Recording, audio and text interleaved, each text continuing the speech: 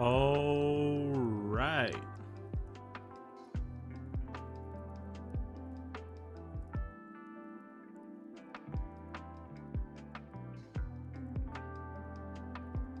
Perfect. Looking good.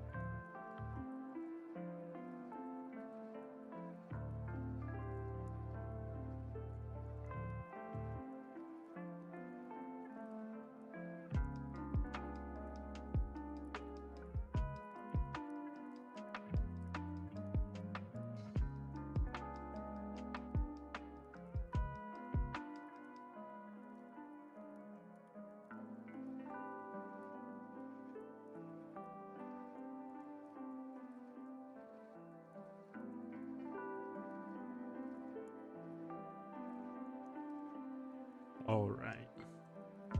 Looking better now. All right. Looking better now. Okay, there we go.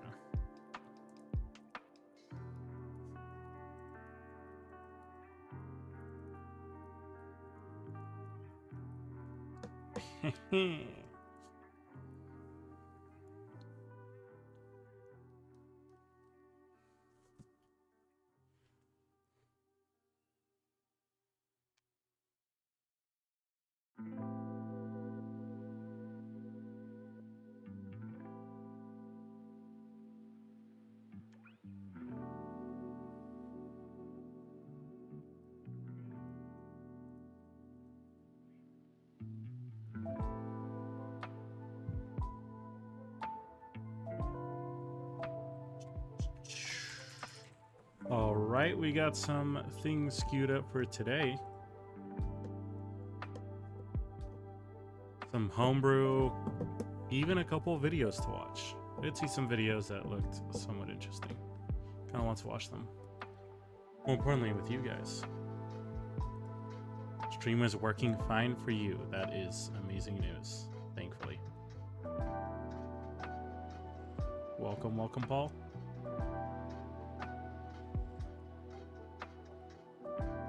In that case, I feel comfortable saying we are live.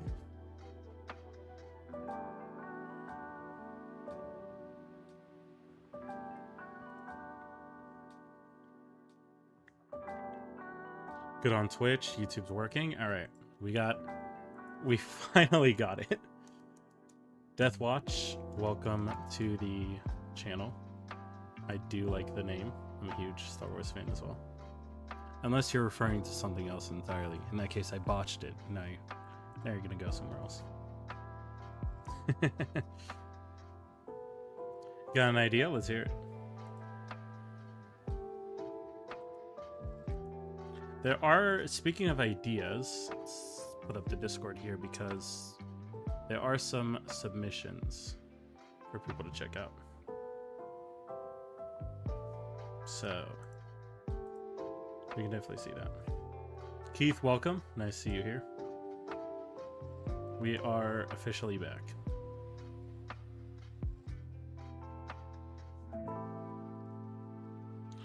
So I used to play an old roguelike named Adam. If you have heard of it. I have not. This is a little off topic, but speaking of roguelikes, I recently picked up one called Mortal Sin on Steam. This shit is awesome. It's so fun. This idea is directly lifted from there. That is absolutely perfect. A lot of times it's perfectly fine when you do homebrew stuff to just be inspired by other things that you love, because that's how you'll make something that's incredible.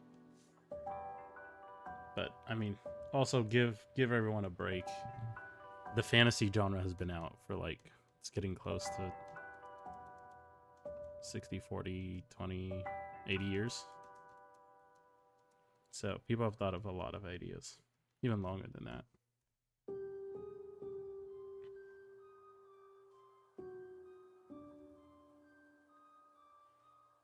All right. Did we complete any other subclasses while we were that have not filled out? I know Zero did the ritualist, so we can mark that as completed.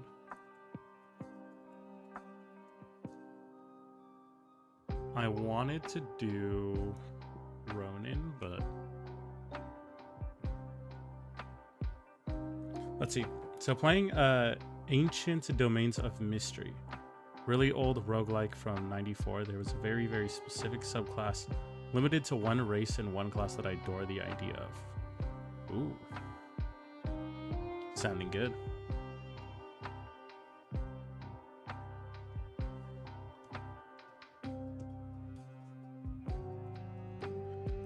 I will pull it out now, by the way, in case we want to, but the progress of Chat Makes a Map might continue as well.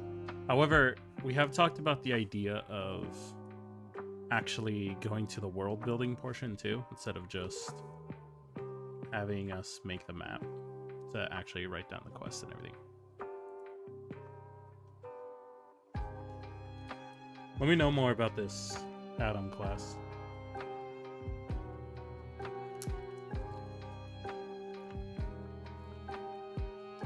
Oh, give me 1 second. I gotta mute up. I have a IRL phone call.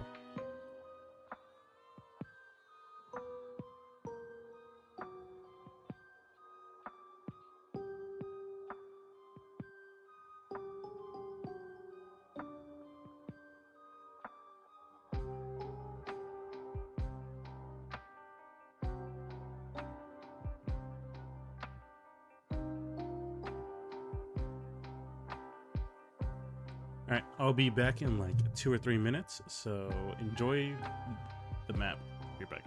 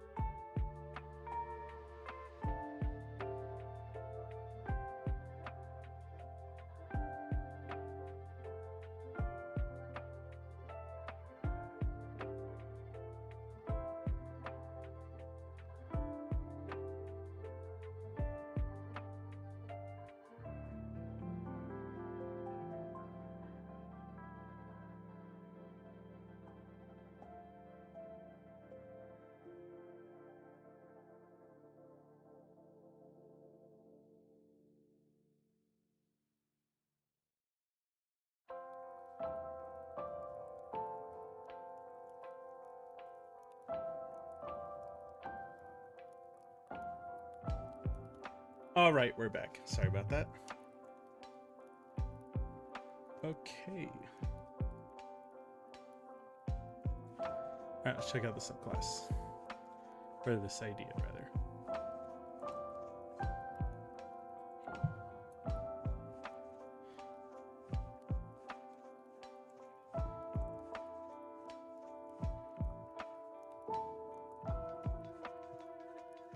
Okay, so Mist Elves are truly an ancient race, literally born from the mist of time.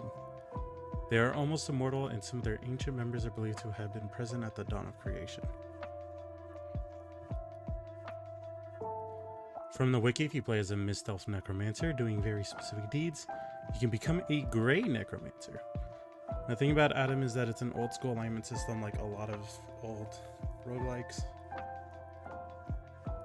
Necromancers, no matter the race, always start as evil. In order to become a Grey Necromancer, you have to do enough good to change the alignment. That is actually really cool. I do kind of like that idea.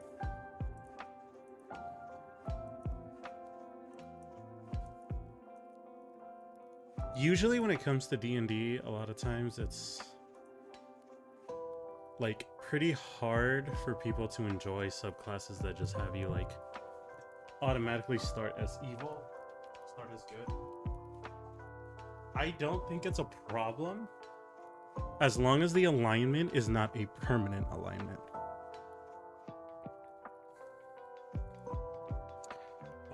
Let's see.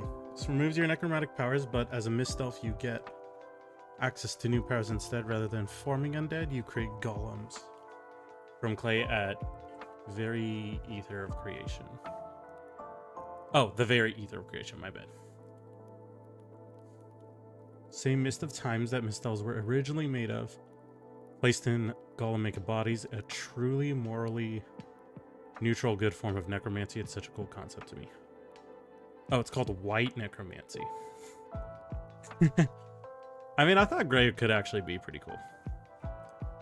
With gray, you can kind of have the idea of like good and bad, so it makes gray. Kind of like the Gray Jedi. Okay, so pretty much it's like, correct me if I'm wrong, Paul, but it's essentially a necromancer, but instead of summoning undead, you're creating golems.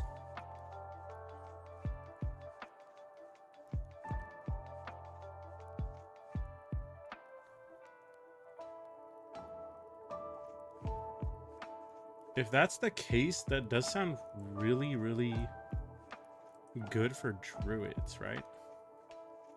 Like, you can have a druid summoner subclass.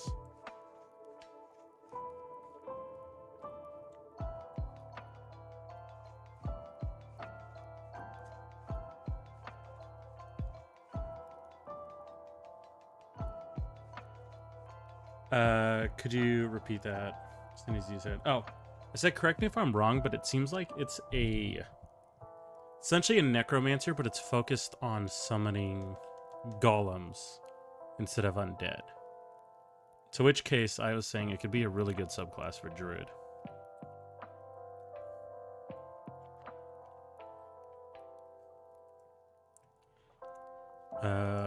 Okay. So I'm just pulling up all of our options here. We have this, we have that.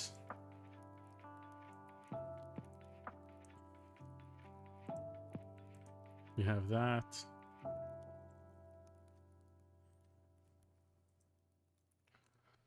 All right, we're going to check out what's on the Discord first thing. If any of you don't have the Discord, you can easily go to my channel on YouTube, Midnight Coffee, and you should be able to find the link. And on there, you can post your own homebrew, characters, story ideas, memes, whatever it is, and we could check it out on stream. Essentially, yes, but rather than summoning, you have to actually gather the clay and create the golems yourself. And it costs much more mana than any normal undead. Got it. I could see it as either like an artificer thing for having to get the clay, but also still a druid thing. But it just kind of requires you to gather the stuff. Or, what if it's a ranger subclass? That could be kind of hype.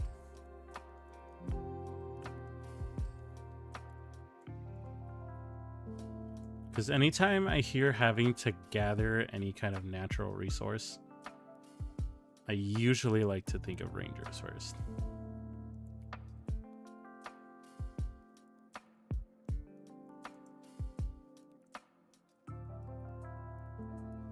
So that'd be kind of cool.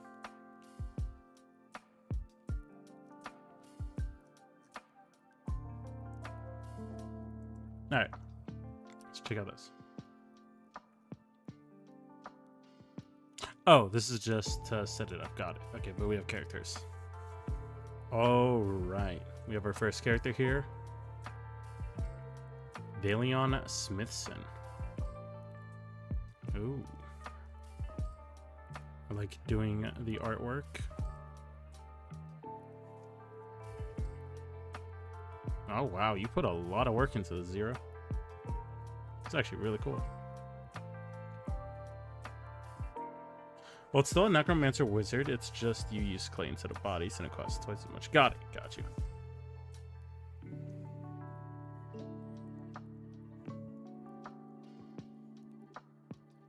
So, Paul, do they summon the golem and it's pretty much alive until it gets destroyed? Or does it last for like a minute and then you have to summon another one?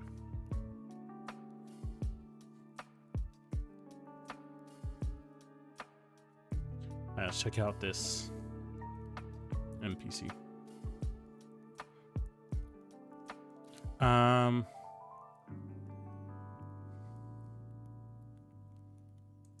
What is...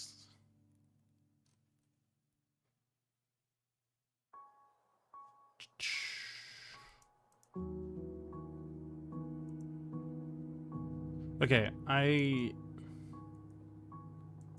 thought I made two separate tabs for like NPCs and PCs. So for now, I'll have to check with Zero, but if you have a PC, we could put it on main characters, and then if you have an NPC, you could just put it on characters. Probably sounds the best. It's been a hot minute since I played Adam, but pretty much like it, so it's until it gets destroyed. Yeah. That's just something to consider when you make it for the subclass, because if it's permanent until it dies, then you want to make it cost more. But if you summon it pretty quick, then you can make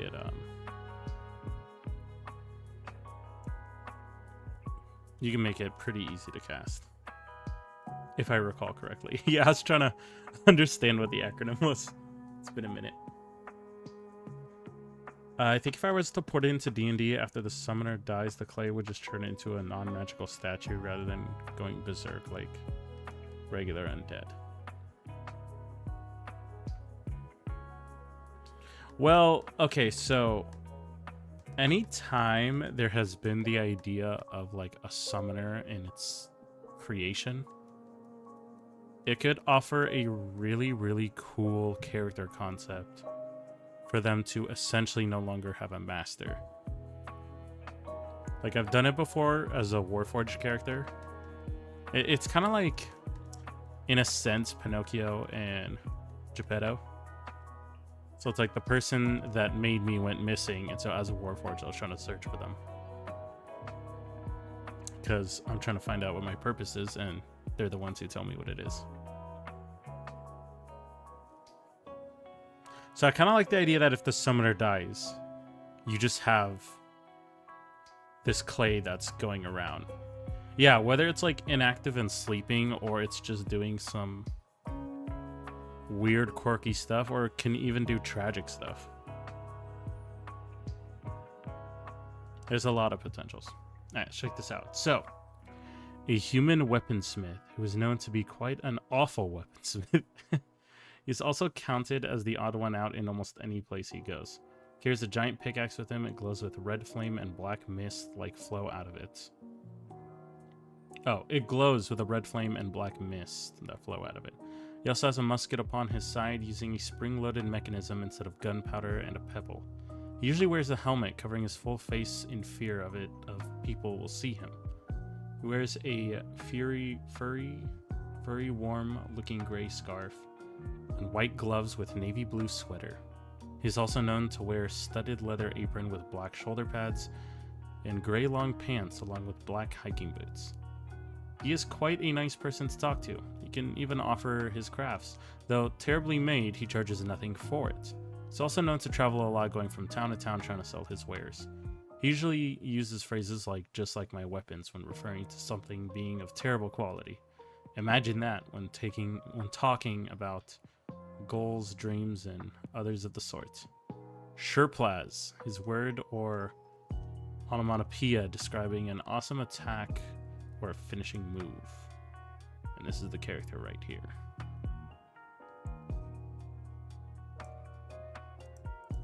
So did you make this as a character sheet or like a... Oh, okay, so this is like almost... This is like a monster menu. As a character concept, I love that. I don't know how the fuck to make it literally just the Greek marble statue that's up and walking. So the idea is that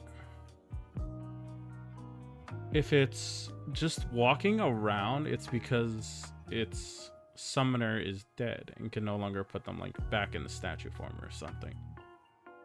So at that point, it's kind of like an NPC. You never really have to balance it, because if a player is playing the class, then they can only run in that situation if they're dead, so you don't really have to worry about balancing it. But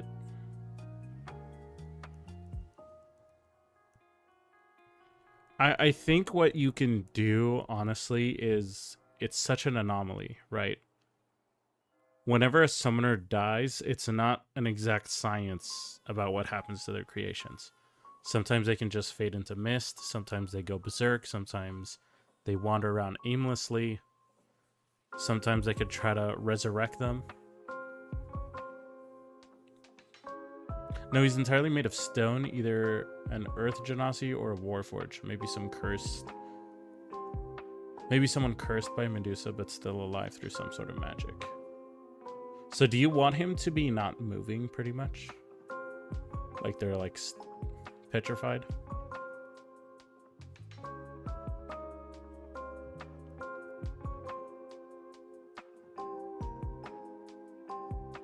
Or do you mean that they are petrified as a statue and they're moving around like... just like dragging?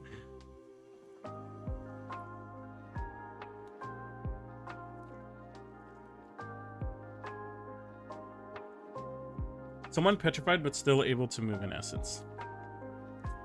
So if you're fine with them walking around... Like, okay, so WoW has the Titans... Actually, okay, no, I'm not thinking of Titans. What are the ones that... It was in the most recent cinematic, or like the expansion. Hold up. It's in this cinematic.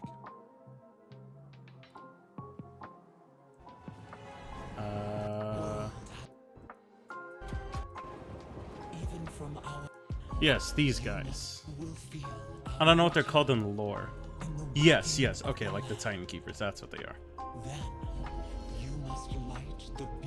So yeah, I mean, you could...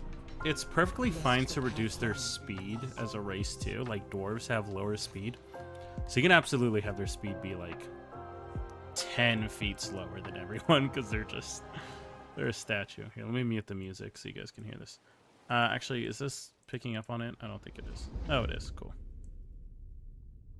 Yeah, Titan Keepers are a very, very cool race. Let me turn it up. So this is essentially what you're trying to like go for.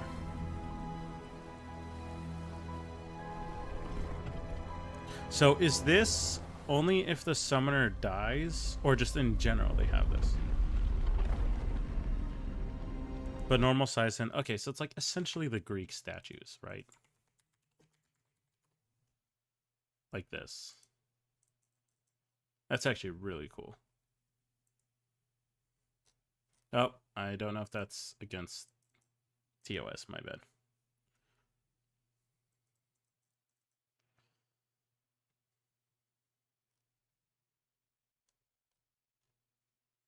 These guys. This is what you meant.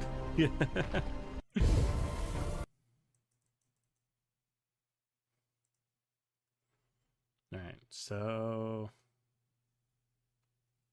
This is unrelated to the whole white necromancy thing. This is just a different character concept I wanted to make. Got you. Okay. I see. Just don't be that angel statue from Doctor Who. Dude, those statues were so cool, though. Like... As a kid, I really watched... When did I watch Doctor Who? Was I in middle school or high school? I think I was in middle school, but...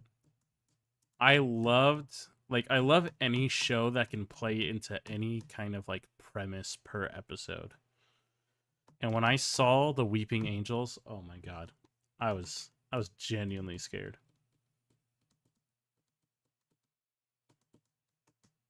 A straight up Greek statue is alive and somehow adventuring. Yeah, I really like the idea. I've made a golem, like a golem subrace. And I gave it like choosing different properties, but I think like you can make statues their own unique thing separate from golems. 100%. For one, I mean they're built differently, right? Literally. But for golems, like, well, actually, I take that back. It doesn't matter because Tasha's rule for D&D is you can now allocate your stats wherever you want. But if that wasn't the case, golems would probably have like strength and con. And then you can have the Greek statues be like dex, intelligence, wisdom, charisma, stuff like that.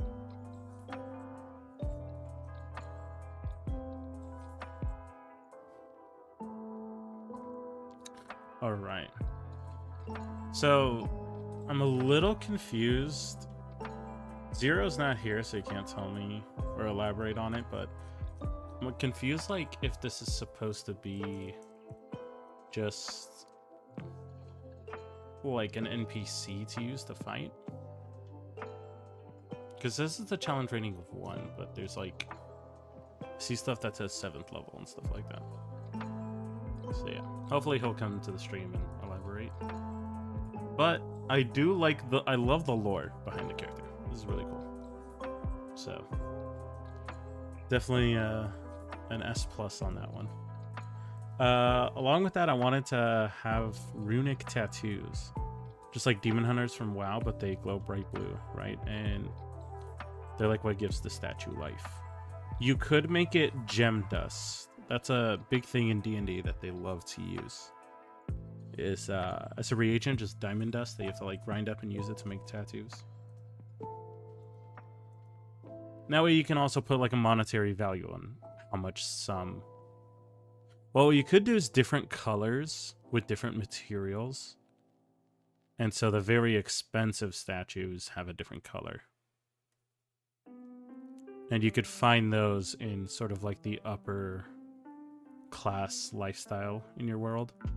So like if they ever head to an upper district, they see like nobles have them, royal palaces, lords, dukes. That could be a solid idea. All right, on the agenda, we have a couple options. We could make a subclass. We could also do some, not map building, but world building. And that is to actually go to a town, put some NPCs, put some quests, put some items, pretty much start creating our stuff. And then the last option is we could watch some videos of other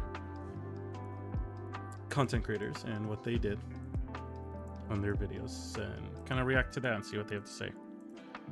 I see a lot of people have made videos that I can see don't have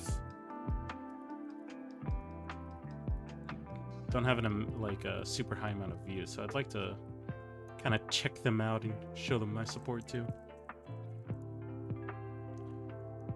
They're an entire race of statues who create more of themselves out of marble to live in this is a tongue twister for me. You know what I mean.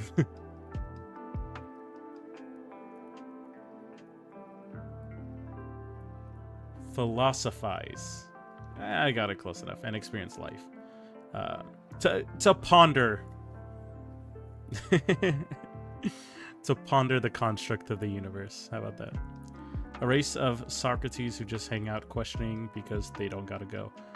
Or questioning because they don't gotta. What if, Paul? That sounds like such a good race for a bard. Like one that's obsessed with sort of like art and theater. That'd be really cool.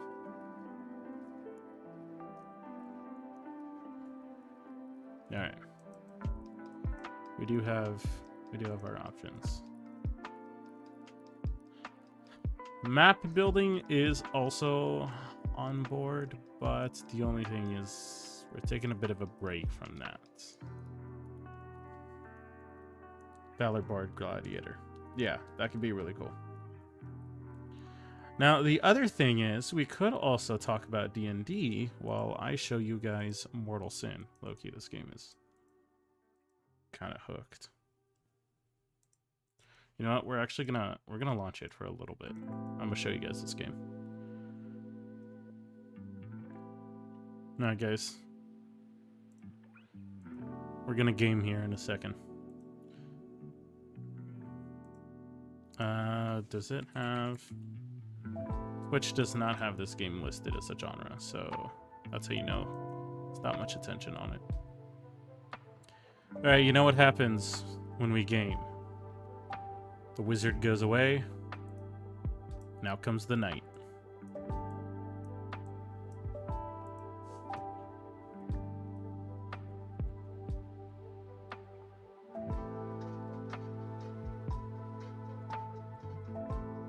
Alright, we are gaming while answering D&D questions.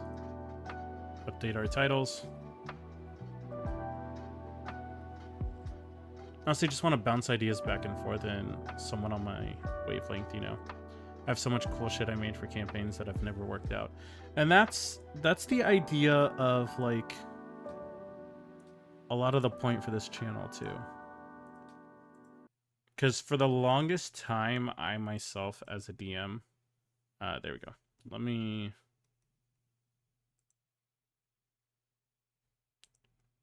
get this game's audio.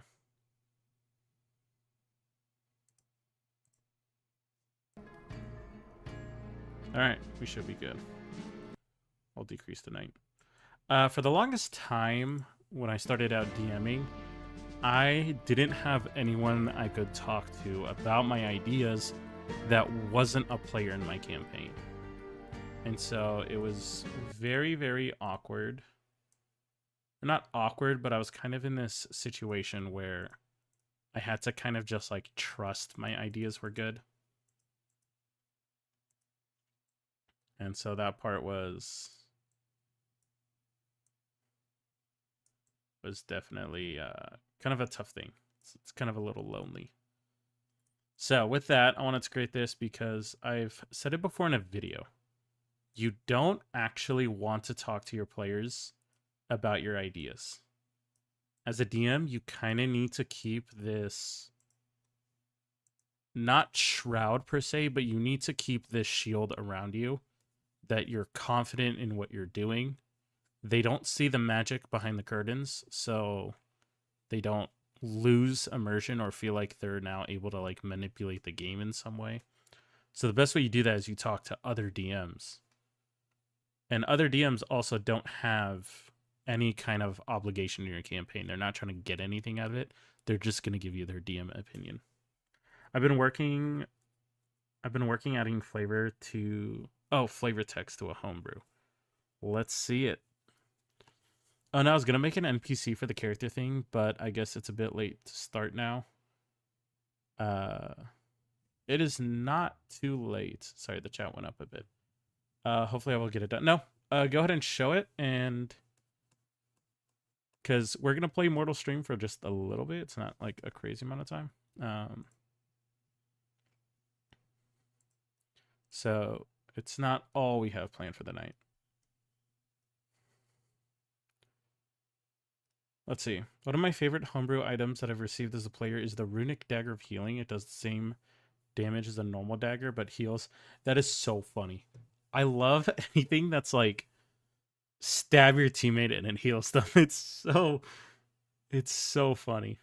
One of my favorite creations was a nation of diesel punk drow based on World War I America, but in Antarctica. If you've ever played Frostpunk, I've heard of Frostpunk. I saw it on the Game Pass because I know it's there, but I have not gotten the chance to actually play it. All right, I'm a huge fan of Paladins. That's the class we're going to play in this one. So Paul talked about roguelikes, and it got me thinking about this one. I'm going to turn on... Okay. Beware your eyes for a second, because the art style of this game is a little weird.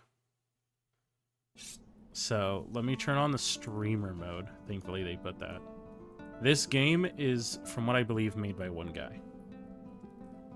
Oh, did the game just crash?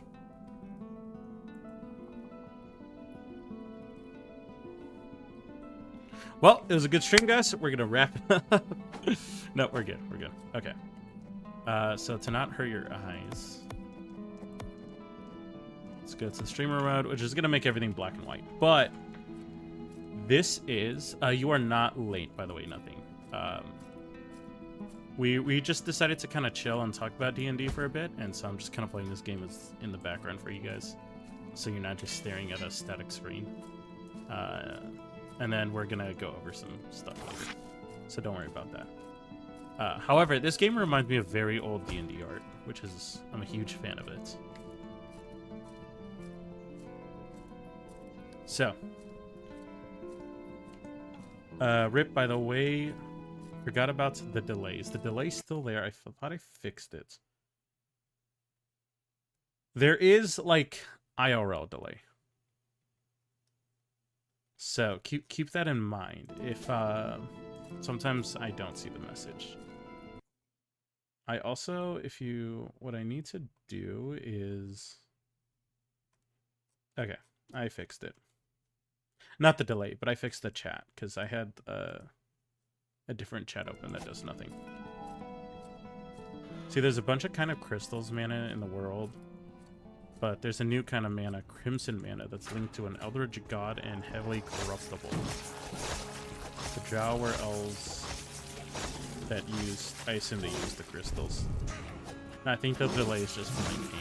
Oh, I remember I do recall you're across the world. Or at least I'm across the world from you.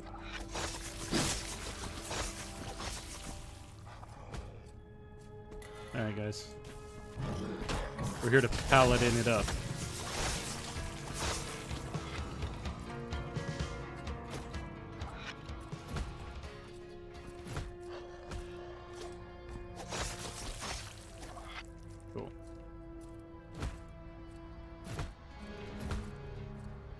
Am I streaming tomorrow? I really want to. I'm going to say tomorrow is... Oh wait, is tomorrow Thursday or Friday? Tomorrow's Thursday. Yes, I'm good to stream on Thursday. It'll once again be later at night. Friday, I might be busy because I'm going to go have dinner with friends, but I will be on tomorrow.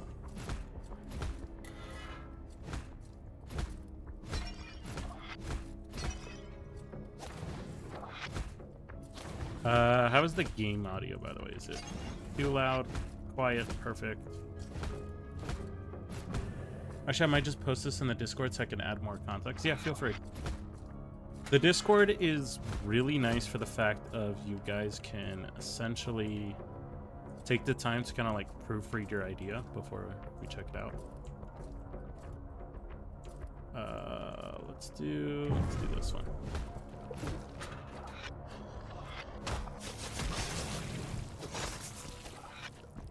Because, I mean, it doesn't matter how many years you have. Sometimes they'll say something in the moment that you don't entirely agree with. Later on, you're like, ooh. And it's bad when that happens to the DM. Sorry, I gave you what ability?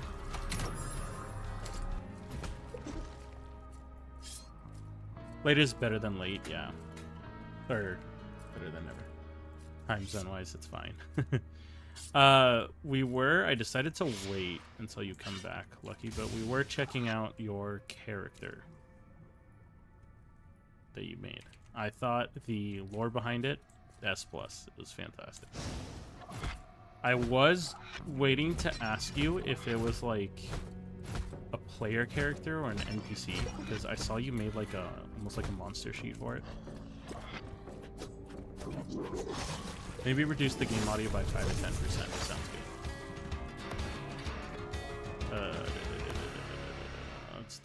Let's take it to 0.3.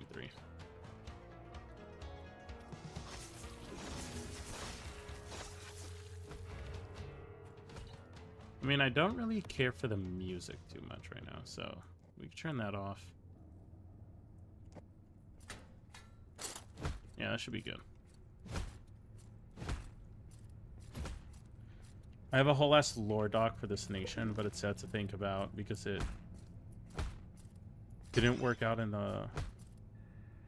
I am quite soft. Okay, so I've heard this multiple times. Okay, give me 1 second. I recently heard that my mic's been somewhat quiet. So I'm going to turn my gain up, but I need to know if this is going to be too loud. Okay. Is this fine now? Let me know, guys. If the volume's too loud, I can turn it down a bit, but I increase my gain to make myself louder. Should I turn my computer volume up really loud so I can hear you better? Oh, shit. Yeah, don't be afraid to let me know these things if, like, there's an issue with audio. Also, were you talking about the NPC I made? Yes. So, I don't know if this is the intention, but I see we have characters and main characters. I want to designate that as essentially main characters are PCs, so player characters that people are making, and then the other characters like NPCs. That way we can differentiate like when someone's making a character for themselves, like to play, or just making one in the world.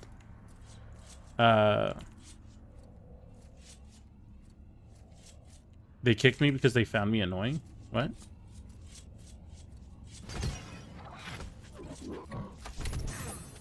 Kicked from what? Or is that like the lore of your story?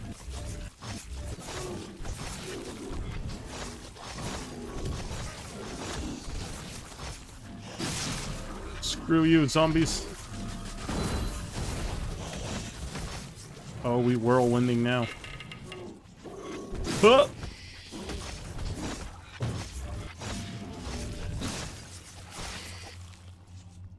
Oh god.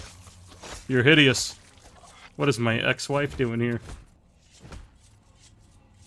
Volume is fine. Okay, that's good.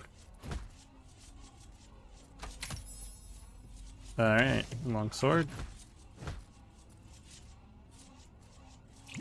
So guys, look at the bottom right. I have durability, and I have these potions that, when I consume them, repairs my durability. So we're cooking. The campaign where I made the drow, I said it didn't work out in the worst possible way. Oh, I see. I mean, sometimes it's definitely something that's very sucky in the moment, but sometimes it is a blessing in disguise.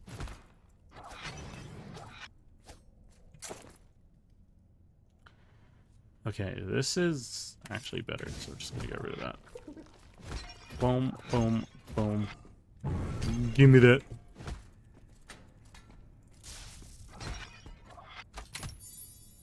Oh, baby. Okay, I'm not gonna lie, guys. I hate morning stars. This weapon's better, but I'm not gonna use it.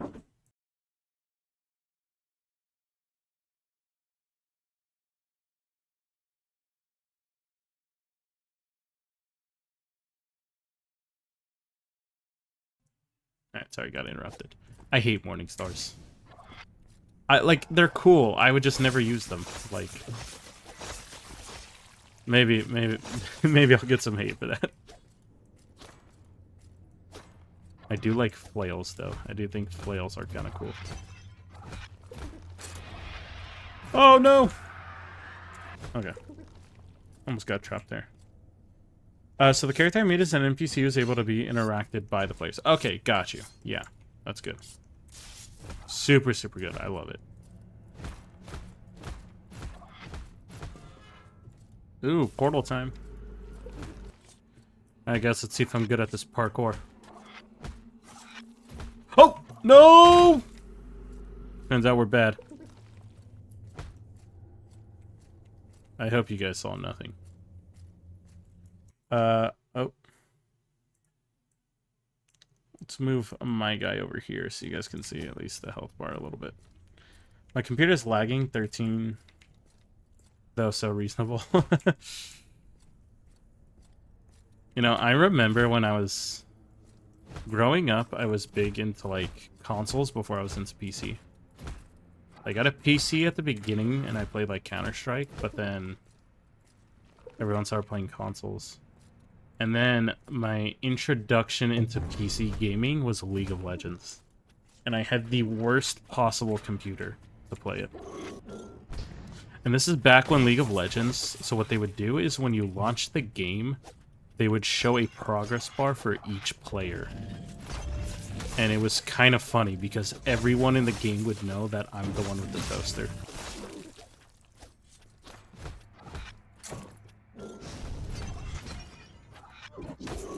They got rid of it ever since, but I wish they never did. I actually like the flame that people would get. A taser, it's just a shocking grasp and an item, limits 2 uses per long rest. Might be cool to give it recharge 6. I want to give it to cops on a one-shot. I actually like that idea. I've never seen anyone actually do that. Like, giving the guards a shocking grasp to use as a taser, pretty much. That's actually amazing.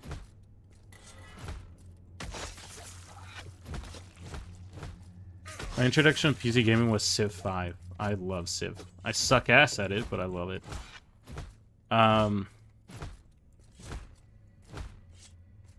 What is... Okay, there is another game... Oh, wait, no. RTSs and Civ are not necessarily the same genre. I just remember spamming religion in Civ because you would be able to, like, go into other people's borders with it. And all of a sudden their people are turning into your religion. I thought it was the funniest thing ever. There's a bunch of unchecked things on the Discord. Oh. I checked, so... checked a couple things. Thought I checked everything. Whenever we have stuff to check out, we can actually pause and pull up the Discord real quick. It's actually probably a really good use of our time. Where is the Discord? I think I see it. There it is. All right, we have a Google Docs for the Drow lore. Nice. And yeah, so I checked out the character earlier. I checked out the sheet. I didn't read the sheet until I was able to have you here, Zero. So, check out this. Did you go over them? I went over the character. The story ideas, I saw that it's just you typing, like, kind of a guideline. So I went over this part. This part I absolutely loved. Oh, don't read it yet? Got you. No worries. We'll close out of it. Let us know when you're ready. Yeah, so I was saying, Zero, I love this character idea. As like an NPC that they could interact with. Did you remove the not reviewed for the homebrew you checked? Oh, right. Maybe, did I click on it and not check it? Oh, yes, there's a lot. Oh my god. All right, we have a lot of work to do here, guys. You know what this means? He's retired. And I'm back! Okay, so... Oh, did you make a Ronin subclass? That was next on the list. You are ahead of the game. Ranged duelist, vestige of... Wow, there's a lot here. All right, let's take it one step at a time. All right.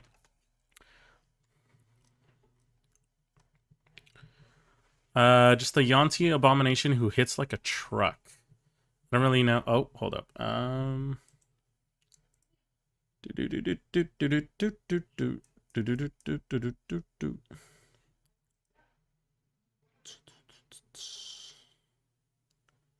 One second. All right, we're just putting the music back, but we're gonna make it low since I know my mic has been pretty quiet. So hopefully everything's good. Okay, yeah, the homebrew section has a ton of things. Yeah, I missed a lot. All right, let's check it out. Is the character supposed to be CR rating 1? I was wondering that too. Nothing. So when we check out your character and you've made the sheet, he is CR rating 1. I don't know if that was intentional because I see over here it says at 7th level. So let me know. Let us know what you were thinking with that, if that is intended. Alright, let's check out the Yonti. Oh, a new update of the Enforcer was going to come soon. Let's see. Okay, in that case, we can hold off on it so that you can do it when it's ready. And we can check out the Ronin. Alright. Gonna download the message text. Grab it.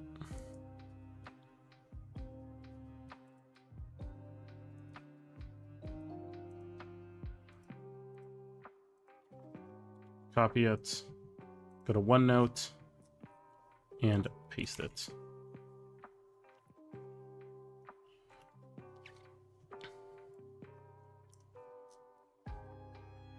All right.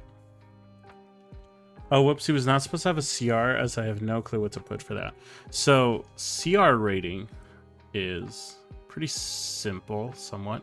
It's totally unbalanced in D&D, so don't feel bad if you don't have it balanced. But the idea of CR is that if you have a CR of 5, it doesn't necessarily mean that they're level 5.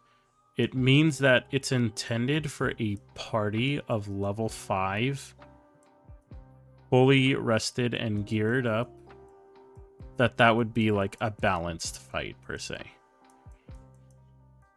Now, in quick terms, you could think about it as its level, if you had to. Like, when you see CR rating of 5, it's kind of like, okay, my player should be around that level to fight it. It's just that distinction is somewhat important if a player is ever going to 1v1 something. Because if they're level 5 and you want them to 1v1 a CR rating 5, odds are they are outmatched. Now, that's not always the case, hence why CR rating doesn't always make sense in D&D. It's kind of a little weird, but that is the general guideline of it. So, what I usually do is CR rating for like an individual NPC, I just pretty much make it their level.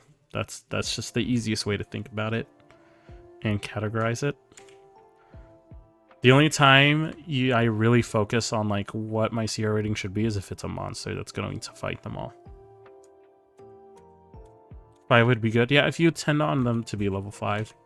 I think for someone who is solo traveling the world and able to take care of themselves, it's fine if they're level 10. Level 10 is perfectly fine. Oh, then 8, he's level 8. So yeah, put a CR rating of 8. Alright, let's see if we have any other message text to grab. We don't for this one. We don't need it for this one. Okay. Alright, I am so jealous that you're able to get your D&D Beyond stuff to work like this, but I'm so happy that you got it. Oh, give me one second. There we go. At least the subclass. It's so hard for me to try to share my subclasses with you guys. Weapon property. Okay, we most of these are on here, so we just have to read this one. All right. Everybody get ready. We're going to review the Ronin subclass. First of all, is this for monk? Nothing, or is it for fighter? Let me know. But when you choose this archetype at level 3, you gain proficiency in one of the following skills of your choice: history, insight, performance, or persuasion. Alternatively, you learn one language of your choice. I do like the language learning because you are a Ronin. The idea is you're traveling around. So here, let us put Nothing's Ronin subclass right up here. It's a fighter one. Got you. Okay. So we'll keep that in mind. So, Lonely Spirit. Starting at 3rd level, you learn to move swiftly so you're able to quickly close the distance between you and your enemy. As a bonus action when targeting an undamaged opponent, your movement speed increases by 30 feet. You must move in a straight line and use all of your movement unless an object or terrain hazard is in your way. This can move over air if necessary. When passing an opponent, you may attack as normal.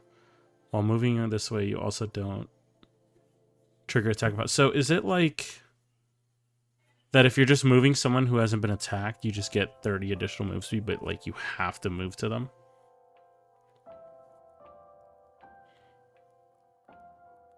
I posted the doc back in the Discord. Awesome. Perfect. We'll check it out too.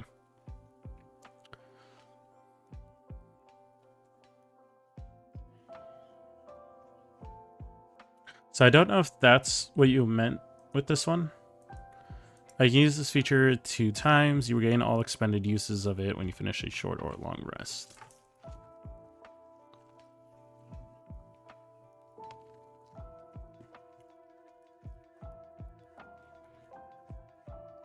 So, I mean, essentially, nothing. I think what this is kind of like a dash, but towards one specific guy. Oh, so you can go past him if you still have more movement. Got you.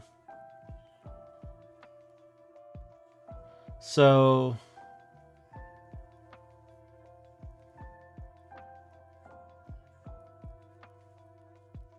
it's not necessarily a bad one. Like, the thing is it makes you fast. This is, but so like I wanted ideally Ronin I thought would be more appropriate for monk, just off the fact that like they don't wear armor too much and fighters are designed to wear armor, so it makes sense that they're slower than everyone else. So, well, I mean, I haven't checked out the rest of the subclass, but I would say you could probably afford to give them a buff for not wearing armor in this subclass as a fighter. Like if they have some kind of unarmored buff. But let's check out the rest. Starting at 7th level, your lack of social interactions have led you to instead rely on your keen senses to get what you need. Whenever you make a wisdom check, you gain a bonus equal to your charisma modifier. Okay. So it's kind of essentially gives it like expertise.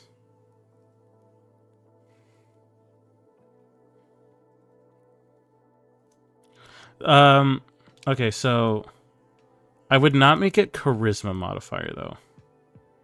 Charisma is supposed to be like, so it kind of just like contradicts itself over here because you don't want them to level up high charisma and have terrible social interactions, because they need to be able to be one or the other, right? Like if they're leveling up their charisma, they need to be good at social interactions, or they don't have to bother with charisma because they lack social interactions.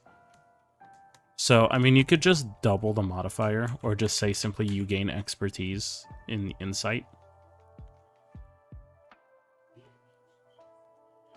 But insight is also to see if someone's essentially like, it's to see if you believe someone, if you want to evaluate if they're letting on more than they know. So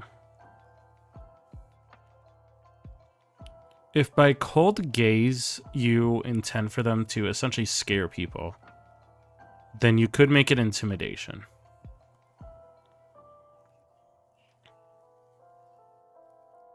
But let me know what your thoughts on that are.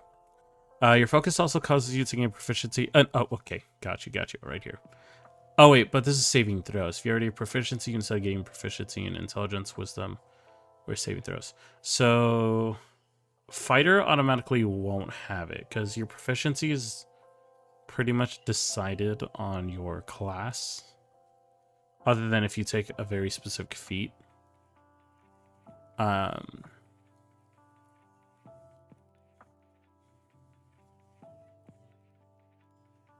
So yeah, my feedback on this subclass is if you don't want them to be socially interacting, then I wouldn't focus on charisma being a thing to build their subclass.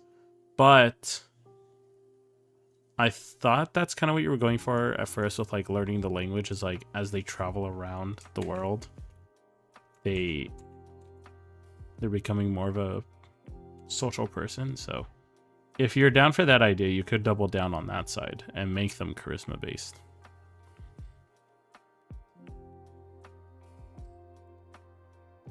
Also multi-classing before taking this class.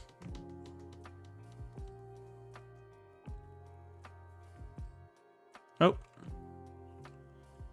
Thank you, Kedgarian, for joining the guild. Appreciate it. Love to have you. Okay. Starting at 10th level, when you roll initiative and have no uses of Lonely Spirit, you regain 1 use. Yeah, that's good.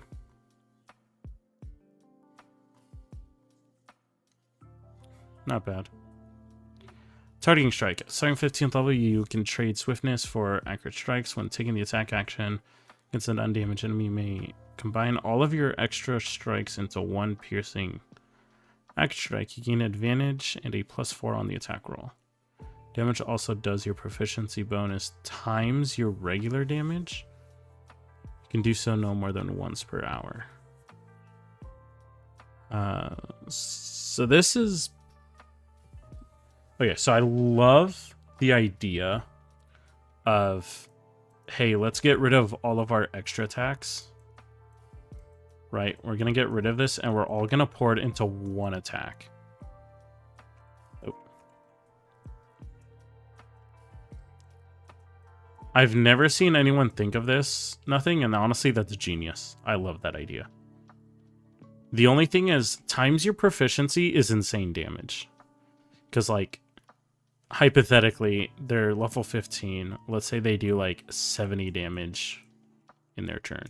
Oh, okay, wait. Sorry. But it's only one attack. Okay, that's not too bad, then.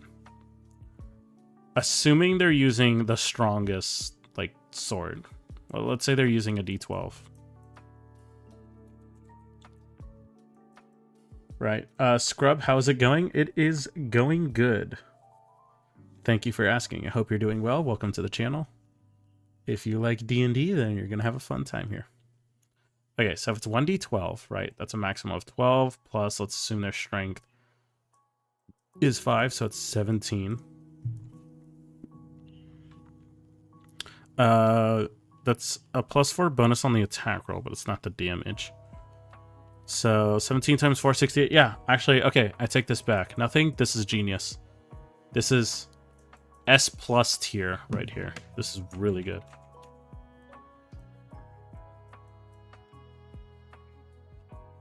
Because at first I was thinking, oh, it's all the damage times the proficiency bonus, but I forgot you only attack once. And that's really cool. The monk doesn't get enough love from Wizards of the Coast and has a samurai style subclass. So this just feels like the fighter encroaching on monk more. It's different enough and totally valid. I'm a jaded monk player. I did say it before. I do think the Ronin should be a monk subclass. This is Nothing's Ronin subclass. We will also make one because I've been having some of my own ideas. But I'm more than happy if you guys wanted to make it to look at them and be like, oh, yeah, these ideas are awesome. What he has right here, Targeted Strike, this is one of my favorite abilities that I've, like, in the game in general.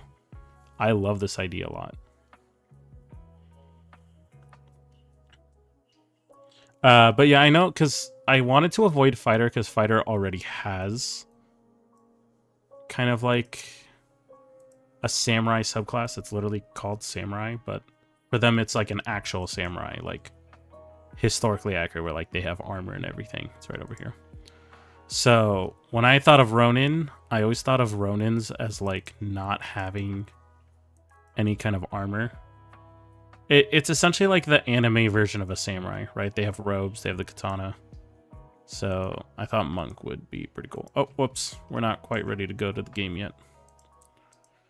We got some D&D stuff. Thank you, I'm alright. Just had my first D&D session in 8 years. Oh, wow.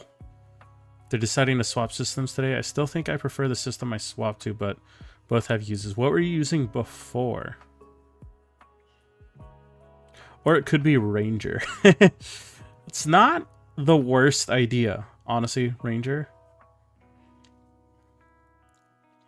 Learning how to live off the land and stuff and keep moving.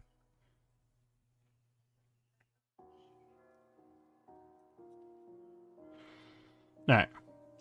Relentless Honor. Starting at 18th level, your sense of honor refuses to let you go down easily. When lower than your level amount of hit points, your armor points increase by double when unarmored. Okay, oh, so you were already ahead of the game. You already thought of, like, an unarmored buff. You gain 1 use of Lonely Spirits. All attacks can't have advantage against you. Gain advantage on any creature larger than yourself. You deal double damage to all enemies you attack. When this turn ends, you gain temporary H points equal to your level, and Relentless Honor ends. How long does it last for?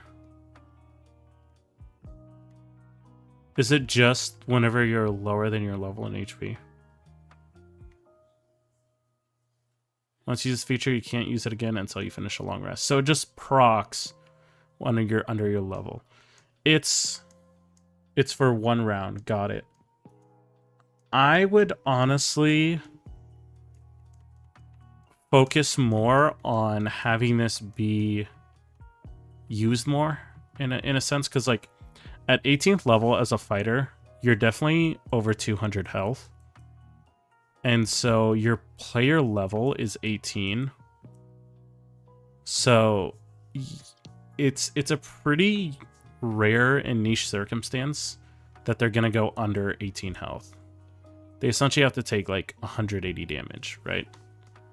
182 technically, but so like if I was the fighter at 18th level, this sounds amazing, but I would be really sad on when I could use it.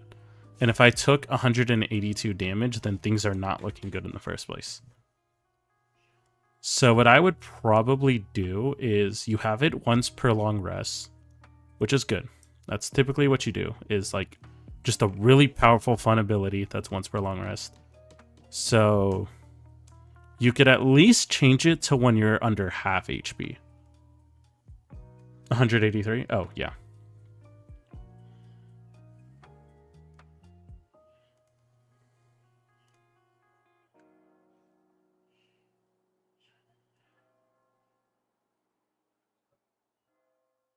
I had swapped to Pathfinder 2E before. I just prefer the action economy in that system. There's definitely something to love there. I've never stepped into Pathfinder, but one of my close friends only plays Pathfinder. He tells me a lot about it. It's definitely one of those things that I think is like... It's kind of like 2 parallel lines with D&D, right? They're so similar, but they'll never cross. They're not meant to. So, neither one is better than the other. It's just whichever one you like more. So tell me what you think about that. Nothing is like... First of all, if there's an immediate change, I would do it under half health that this procs. That way it feels like it could be used more. If not, then maybe double their level, so it's 40 health. Because just like narratively, if they took 180 damage, they're pretty much gonna go down after that turn. Because they'll be able to do 18 points of damage. So if you double the number, that could go up to 40. They can at least have a couple turns to get themselves out. And then in that case, I would not put a limit on how many times this can be used. I would just do it anytime they're under that threshold. Pathfinder is very neat. Yeah, they're currently doing an event where one of the main deities is dying soon. I'm excited to see who. They're announcing one core deity as a safe per week. Oh, that is so cool. Until they do the big dramatic reveal. I love that. That is awesome. Oh, that is so thrilling. They're probably going to kill off Torag since he's dead in Starfinder. Well, they got to do the dwarves like that.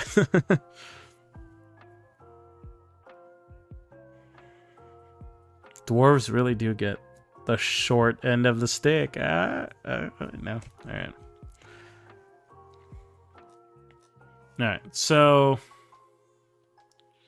yeah.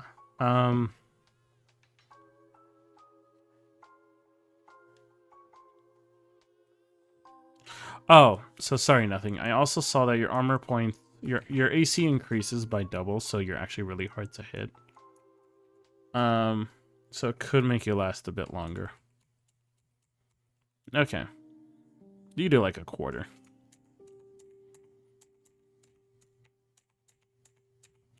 Or simply just activate it, and there you go. But overall, looking at this, I would...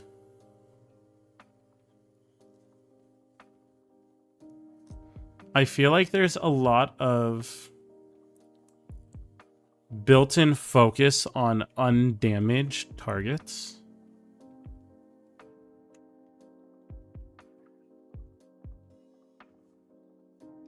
So I would... It's one of those things where, again, you either double down on the idea and make a lot of things about it, or stray away and make the abilities more accessible. It's really up to you and what you like the most. The thing that I always think about whenever I make these subclasses is if I was a player playing this subclass and this is the feature that I'm getting and I'm in a fight, does this seem practical? Does it seem fun? And overall, does it fit the theme of what the subclass is? If you can check all of those boxes, right? It's fun.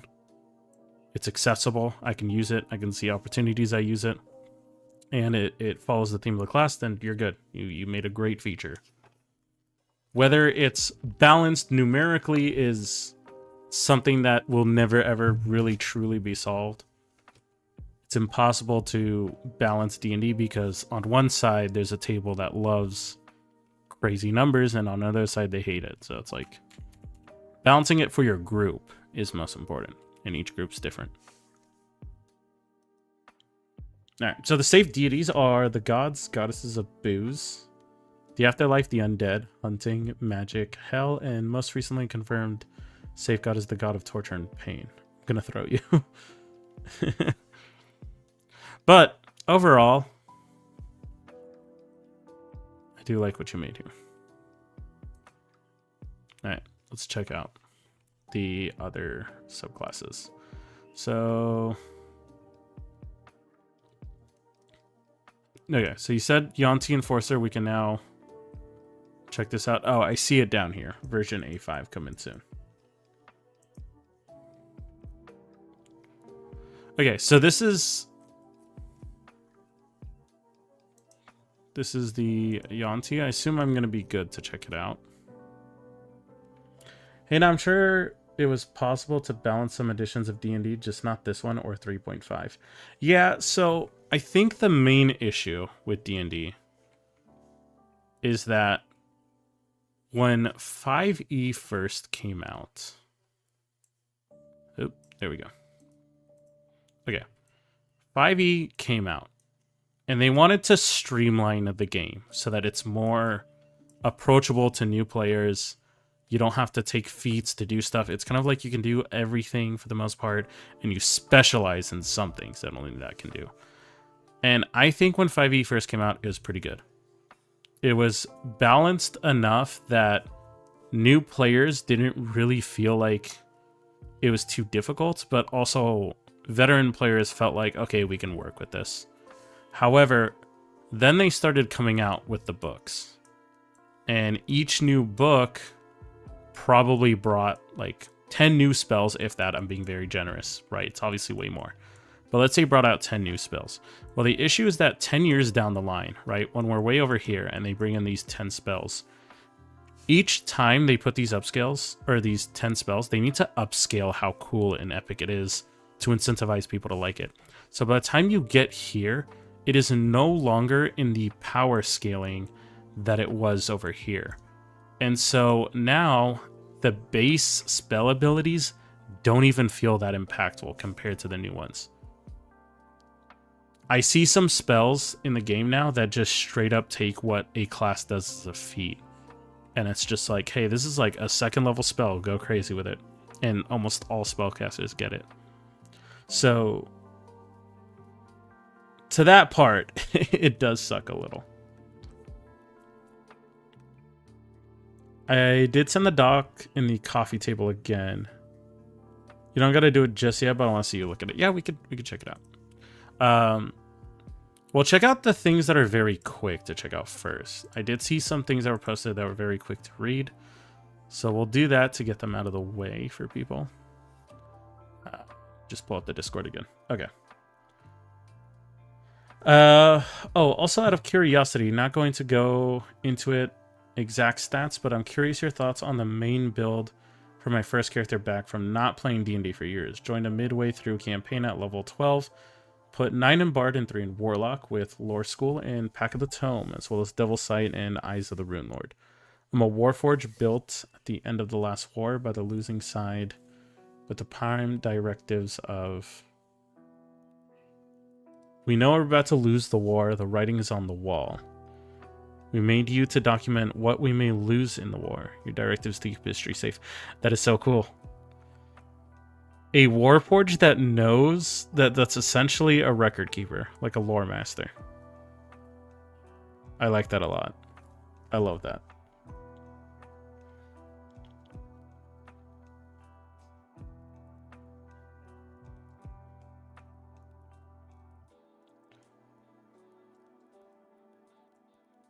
That is super cool.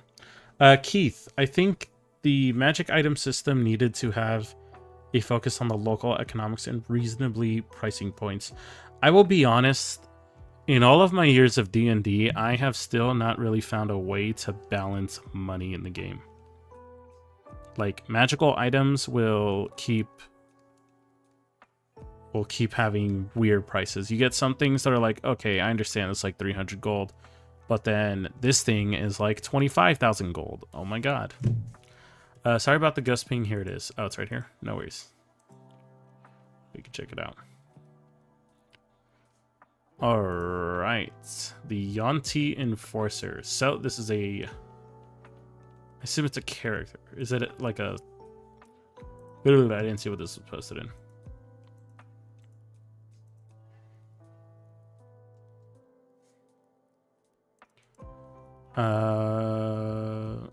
This is homebrew, so yeah, I think it's a race, right? Homebrew creature. Okay, got you. I see you now. I'm just being dumb.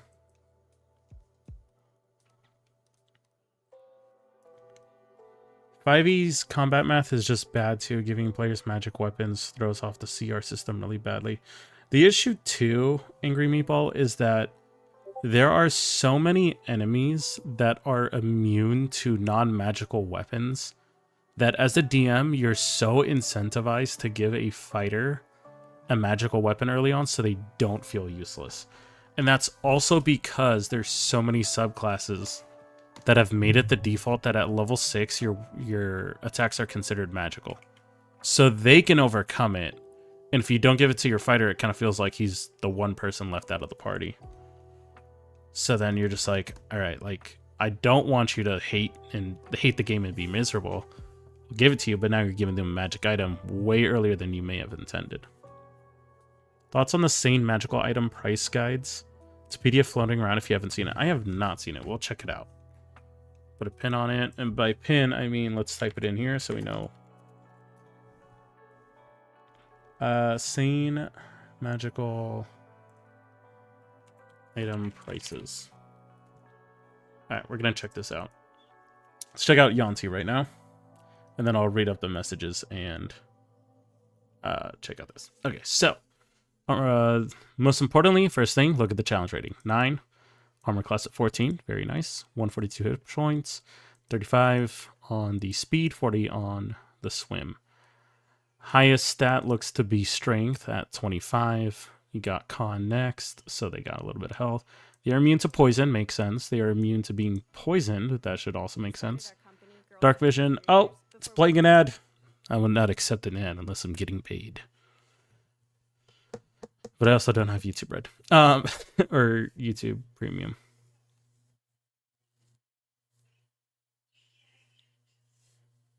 Alright, this ad's almost done. So the Yanti can use its action to polymorph into a large snake or back into its true form. Its statistics are the same in each form, and the equipment it's wearing doesn't change form if it dies. Okay, so that way they don't get screwed out if they kill it in snake form. That's nice. Innate spellcasting. It's charisma. Its DC is 13. Can it cast the spells while... Oh, abomination form only. Okay, cool. I was about to ask. So, you can summon snakes. You can give suggestions in command for only grovel. This is actually... I really like how you've limited specifically what they can do. Alright. There's this techno music, and I don't know what's going on. There we go. Alright, I fixed it. YouTube just randomly played another playlist, and so I was like, alright. Okay, I really like that you're specifying which actions they can do too. Fear and Wrathful Smite, nice. Once per day. Okay. They have advantage on saving throws against spells and magical effects. On its turn, the Yanti can take an additional action. Immediately after it does so, it gains 3 levels of exhaustion. Ooh. That is wild. Brutes. Melee weapon deals 1 extra damage dice when the Yanti hits with it. Okay. So, multi-attack is the Enforcer form. Make 2 melee attacks with the Talbot and 1 with its Construct. Can replace one of those attacks with a Bite. Attack alternatively. It can make 2 attacks with this Javelin. Sorry, I mumbled up there a little. Okay. So, Bite plus 9 to hit. 8 damage plus 10. So, 18 total. 10 of those being poison. That's good. So that's actually really good. 9 to hit, 10 feet, 12 bludgeon damage, and they are grappled, escape, DC 17. So you can model a lot of abilities off of what D&D already does. And one thing D&D does for sure is when they have grapple-like creatures, they have it that if they hit, they're automatically grappled, and then you can make the DC check to ungrapple yourself. So if you want, and you do that, that is not entirely a bad idea. But that being said, personally for me, I'm always a fan of making them roll a DC on top of also getting hit. So that they got hit for the damage, and then we DC check for the condition, and so I'm really happy that you put that here personally. But if you don't have it here, that's also acceptable. 9 to hit, 15 feet, huge range, 21 damage, nice. They can make, did you say 2 attacks with their halberds? No, 2 attacks with the javelin. Okay, so 9 to hit, 10 feet, 1 target, but they could also throw it from 30 to 120. 15 damage if used to make a melee attack, or 12, and then they must make a DC check or be poisoned if it's ranged. I like that a lot. Yeah, no, this is all around a pretty cool monster. So yeah, I'm a big fan of this one. Description, my bad. So I was drinking something. A specialized form of Yanti Abomination. The Yanti Enforcer strikes a terrifying figure, its hulking form, rippling with muscle and brutal power. They adorn themselves with ruined skills, symbols drawn from the blood of their enemies, and whatever jewelry they can take before a smarter Yanti can claim it. That's cool. I like that. Despite the great strength, an Enforcer will almost never lead other Yantis, mainly thanks to their slow wit and love of wild, uncontrolled battle. For this reason, most Yanti settlements feel safe, including 1 or 2 Enforcers who often serve the Abomination leader of the clan personally. serving as bodyguards and tax collectors. Yeah. This is super cool for the fact of like, if I went into a Yuan-ti camp and I wanted to fight the chieftain or the emperor or whatever title you wanted to give them, and there's 2 enforcers that come out to fight me, this is perfect. This is 100% what I would expect. So yeah, very, very good on this one. I think you did absolutely excellent here. The only thing, oh, that was the only thing. The 3 levels of exhaustion could be brutal depending on the exhaustion system you're going with. So that's really up to you. All right, I'm gonna catch up on chat. Sorry guys if I left you behind. Let's see, where did I? Okay, so Scrub earlier said, oh, also out of curiosity, I read this already, my bad. There we go. Exactly, and thank you. It's why I went for non-combat invocations. I mean, what better benefit for a lore keeper than you could read all languages? Also, he's much less singy-songy as a bard, so the DM let me reflavor Song of Rest as instead of singing to heal, my Warforged goes, alright, so time for kudos on the last fight. Oh, okay, so you compliment them. That's actually really nice. That's a very good maneuver, and I don't know what we would have done if we weren't able to make that split-second choice.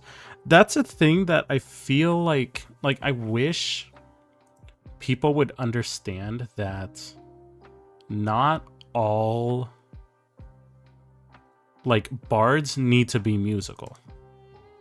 There is a lot of them that can be storytellers, and in fact that's essentially what bards originally were. Like if you wanted to take it from a historical standpoint, bards were storytellers. That was their primary objective. So yeah, I like it a lot. I'm kind of hoping for some feedback, particularly about balancing and lore with the enforcer. So I love the lore here. The lore is perfect. The idea that you can't really have too many of them because they are almost like naturally competitive with each other. So you could have 1 or 2, and they'll serve the leader there of the clan, which is really nice. And I like that they have this almost like uncontrolled urge to fight when it comes in. Crawley the Bard said, it's because D&D's economy is exponential. Health potions are not like 2x level HP. They do not scale instead of 2d4 plus 2.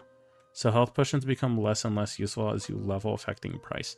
Yeah, so I've always been a fan of like healing potions being a static heal in a sense. So there's a couple things with this. Hold up, let me check something out.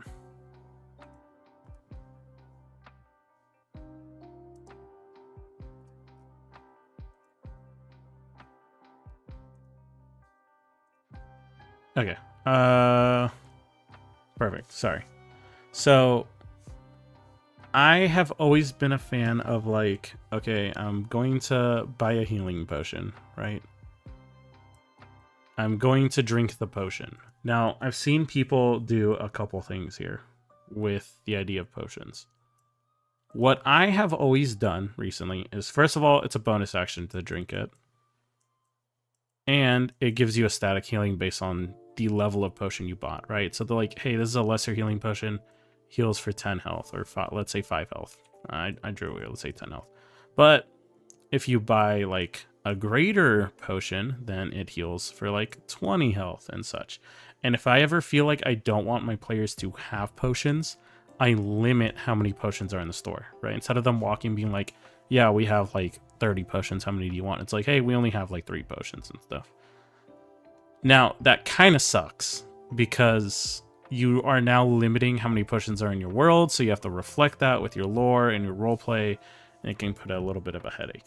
Instead, I've seen a couple different rule sets that people have used, and that is, if you do it as a bonus action, you roll. But if you do it as an action, then you take the max value. That's one cool way to do potions, to make them still kind of useful.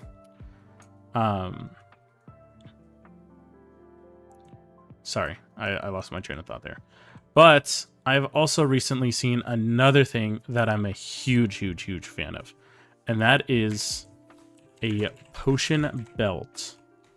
And this is pretty much like a belt that you have that, let's say it holds 3 potions, right? And so any potions that are on your potion belt, you can drink as a bonus action. Anything else is going to take you an action because you have to like go through your bag, go through your belongings to find that potion. And that way it just makes sense because sometimes I ran into a situation where my players have like 6 or 7 healing potions. They have like 2 strength potions, 1 flying potion, and it's like, hey, I pull out the flying potion, and it's like, oh, all of a sudden, like in their turn, they're able to just sort through, find the potion, drink it as a bonus action, and then do their action. So I really like this. It helps them decide which potions they want to put for the fight. You could also have higher rank potion belts, right? So like, let's say it holds 5 potions instead of 3, and that's something they could buy or work for. So I thought that was genius. And that's, once I did that, it made potions a lot better for me. But to answer your, but overall what you were saying though, Crowley, yeah. The scaling on health potions really does suck in general. You have to homebrew it. It says abomination form only. Well, that's embarrassing. No worries. That potion belt idea is sick. Hope you don't mind if I yoink that. Go ahead. It's not even my idea. D&D is a collection of all of us shooting out ideas and taking what we love from each other and disregarding what we hate from each other as far as rules that we don't agree with. But yeah, don't ever think that like it's a bad thing if you see what another DM does and be like, hey, I want to run that as well. That's how you make a better game. We have to work together. Ingrid was talking to Scrublord saying, I like this. Oral histories are the oldest human tradition, and while singing is a consequence of how the human brain remembers, I can only imagine that an artificial creature, something that may have perfect recall, might do away with that altogether. Yeah, absolutely, especially if you want to play your Warforged very logical and almost like a computer. But even if you wanted to make it less like a computer, think of like Vision from the Marvel movies.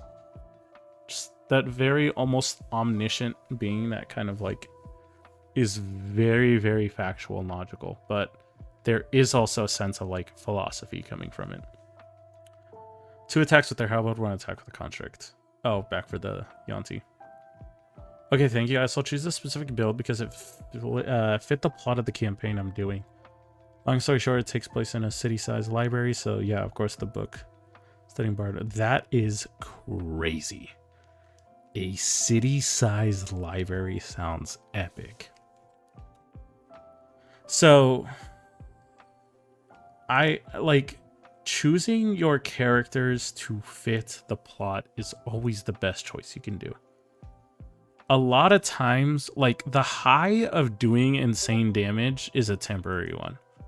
You feel great for a couple days and you're done. But if you make a character crafted for the story, that is remembered forever, not only by you, but by your DM and your other players. They're going to love it. It will deal hundreds of damage with a frenzied action. Wait, what? Really? Did I miss something?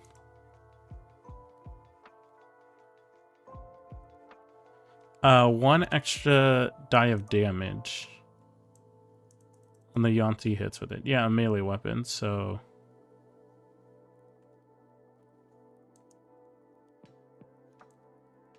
Oh, so it takes an additional action. So it takes... Oh, okay, so it's... I get you. Okay, then I see. Yeah, that's fine then. That's absolutely fine. I don't think it's as high as hundreds, but it's definitely getting close to like between 100 to 150.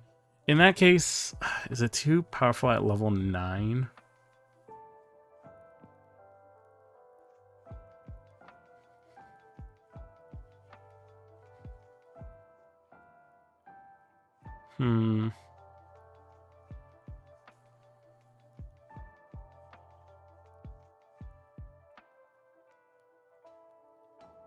I'm not quite sure how it'll be balanced out at level 9. On one side, right, it's not magical. It's like piercing attacks. So, I mean, if you have a barbarian, they're fine. If you have a fighter, they'll live. They'll be damaged. If you have a wizard, they're done for. That wizard is gone. They're going to a different campaign. So yeah, I mean it's overall fine at level 9. You're fighting pretty strong things at level 9. I like to do it that a bonus action healing potion you got to roll, but if you do it as standard, yeah. So that's the one that I've seen a lot of people talk about is like standard action. You heal for all of it. Bonus action, you have to roll because you're like quickly gulping it versus consuming it correctly. Oh wait, were you looking at the vestige of hail before I got here? I was not. We'll check it out. So this is a magical item. We'll pull it out. This site can't be reached. Ooh. Sadly, we can't access that one. All right. I'll catch up on chat just a little quicker, and then we'll jump into the next one that someone's talking about. And then I will incorporate you guys easier. Don't worry. I just got a little lost in the sauce. There's a magic item called the Handy Haversack that makes it so whatever item you want is always on top. Is in Pathfinder. I love that thing. I think that's pretty cool. Helps sort out stuff. Potion ideas. Okay, so our potion belts can only hold one. Really? I mean, is your DM at least open to the idea of getting like higher rarity potion belts that can hold more? It'd be nice. Despite genuinely believing that both Pathfinder and D&D are equal and neither is better, they just do things in different but equal things. Every time someone says how they reworked something that they think would work better in D&D, they just describe how Pathfinder does it. So I'd say Pathfinder already has a sort of potion holder system. Yeah, so I think like for the most part, Pathfinder kind of has a reputation of being a little more old school. So they like have thought about really cool solutions for your average adventurer, because that's a situation where it comes up. D&D, like I said, is a lot more streamlined. It's a lot easier to just get into the chaos in D&D, but Pathfinder players love the it's not to say that D&D players don't love it, but they love like the trouble and the nuisance of adventuring in general. That's a system in the game that is focused on and played. So they have a lot of cool mechanics to like play into that. So yeah, I could honestly agree with that take. I do a lot of hex crawling, so there's a lot of healing options, but only an actual healing potion has no downside.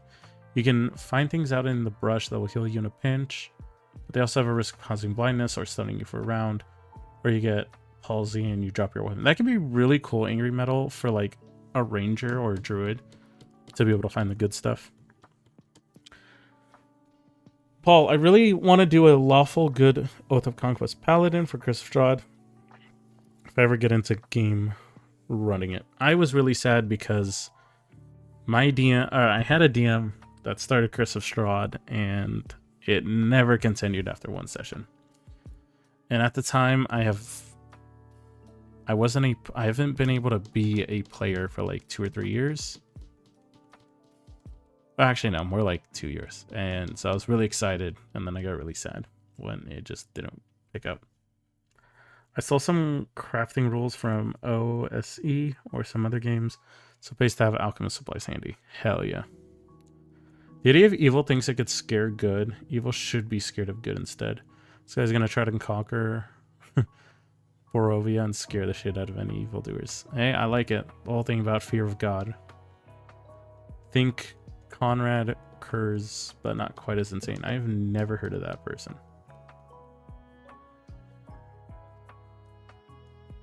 DM might be open to pot slots in the belt. We only just got them at like level 13, but the DM has given us other healing items. That's nice at least. Something like a shot you can just bonus it. So it's like a stim pack. Alright. We're caught up. Let's just read Scrub's thing. One very small thing I see a lot of people point out about the difference between Pathfinder and D&D that is super not important but still very funny. Apparently most D&D maps officially made just don't consider bathrooms, and so buildings that should have restrooms or at least a bucket, if the town doesn't have a sewer, they just like don't. But Paizo's the opposite. Like 90% of maps for buildings that should have bathrooms do have them. I think it's because, like I said, D&D is always appealing for people who are trying to get into TTRPGs. Did I say right? TTP? I don't know what that... I think it's TTRPGs. It's a much more streamlined way to go. It's really easy to pick up. It's not so overwhelmingly confusing. It still is to an extent, but not as bad. And so because of that, there's not really a focus and a roleplay in the smaller stuff. Like, hey, we got to use a bathroom. How do we get our water? How do we do this? How do we do that? So they just never consider it. I was part of a Curse of Strahd player 6 months ago. Only got past the death house before the campaign fell apart. Oh, yeah, I feel you on that, Keith. I wish we had 6 months, man. We had 6 hours. Crowley, you're telling me that Conrad Curse is a Warhammer 40k thing. I absolutely love the lore of Warhammer. I get so lost in it. There's so much. When I feel like I might finally have an idea of what's going on, I know nothing. All right. Let's check out this Vestige of Hail. We'll check out Ranged Duelists kind of near the end. So,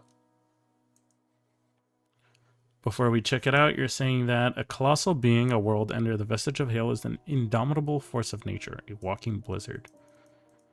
The lack of lore is due to the fact that this is an unused boss for an older campaign that's going to run, and I no longer have access to that information.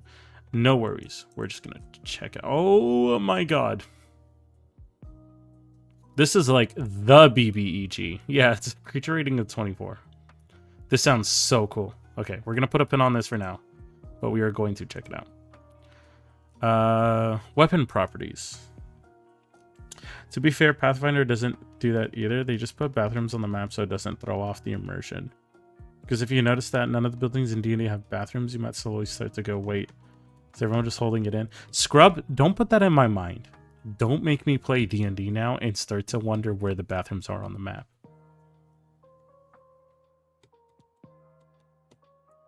Do not ruin my immersion. Okay, so a duo of weapon properties inspired from Final Fantasy XIII's Leaden Strike and Iron Strike. I don't know if that's supposed to be Leader or Leaden. But, I don't know, yeah. It's either Leaden or Leaden. I might be botching it. So, the Vestige needs balancing checks as well as perhaps some lore ideas. We're going to check it out near the end. Don't worry. Worst case scenario, you could JK rolling it. Wizards magic away everyone's need to use the bathroom there. You're welcome. They take it in short rest scrubs. They take it in short rest scrubs. They use the bathroom in their sleep. Yeah, I mean, it's just one of those things in D&D that, like, it's implied, it's assumed, but you don't actually say it. Like, yeah, you know, obviously we go to the bathroom. You know, brush your teeth as far as how fantasy allows it, and you bathe and stuff like that. The only time it's brought up is if someone deviates from the norm. Like someone says, hey, my character is actually a bit stinky. Alright. So, increase the weapons base by +3 sets of the original. Oh, it's base damage by... Are you saying it increases it by 3 damage? So, like, if it's a D8, it becomes 4 D8s?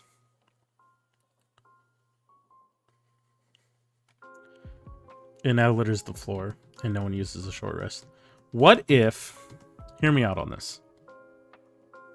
What if they use the bathrooms in D&D is they actually have magical portals that send it to the Pathfinder universe, since they have a sewer system in there? It's possible. In fact, it's practical. Think about it. Okay, only increases the weapon's base rarity by 1 tier. Okay, so that's actually pretty cool. But the cons is that the first attack made per turn with the weapon penalizes the user's initiative by -2, while every subsequent strike after that penalizes it by -3. So are you pushing them down the initiative order with it? It's impossible to two-weapon fight. Okay, so you need to only use one. Changing in and out of it consumes your primary action and reaction. Ooh.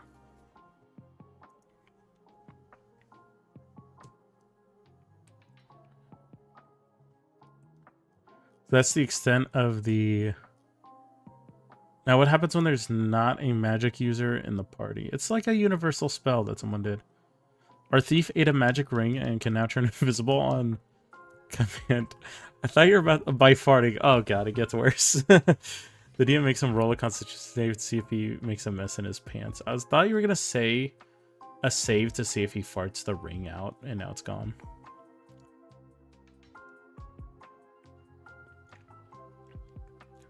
Let's see. I'm writing notes right now for a Greek-inspired Curse of Strahd campaign, so hopefully my campaign can last a little longer. About to do session 2 this Sunday. It's all about consistency for your D&D campaign. The second consistency breaks, dedication breaks. But if you're consistent, then the players know, okay, there's a schedule I can work with here, and I'm excited for this. Let's do it. I once had a Pathfinder group that referred to themselves as the Stink Squad. We had one party member who was an undead, so stink of rot. A druid who was born and lived in the woods and have never heard of a bath.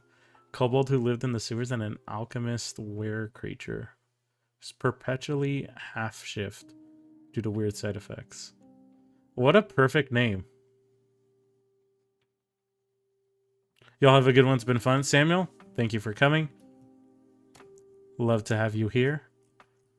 If you're not already in the Discord, just go ahead and go to my YouTube channel at Midnight Coffee. Night as in a medieval night for that part. And you can find the Discord link there. Hope to see you on the next one. All right. So Iron Strike benefits. Increases a weapon's base damage by +2, so it's 1 less. Improves the Leaden Strike initiative penalties to -1 for the first attack, and then -2 for every subsequent attack. Changing in and out consumes your bonus action. Okay, so do you just use... let me finish. I'll probably answer it.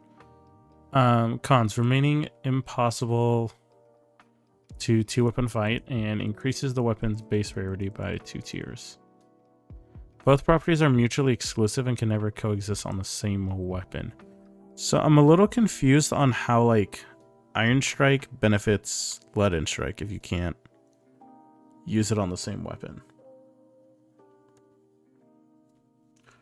And ironically, the undead was the least stinky one because he was a skeleton. He would regularly brush his bones like teeth.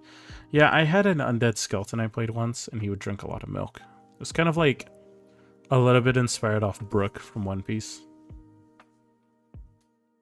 I don't think Lord Sitting's in the chat right now. Oh, got you. Right. Yeah, so this part I'm just not too familiar with.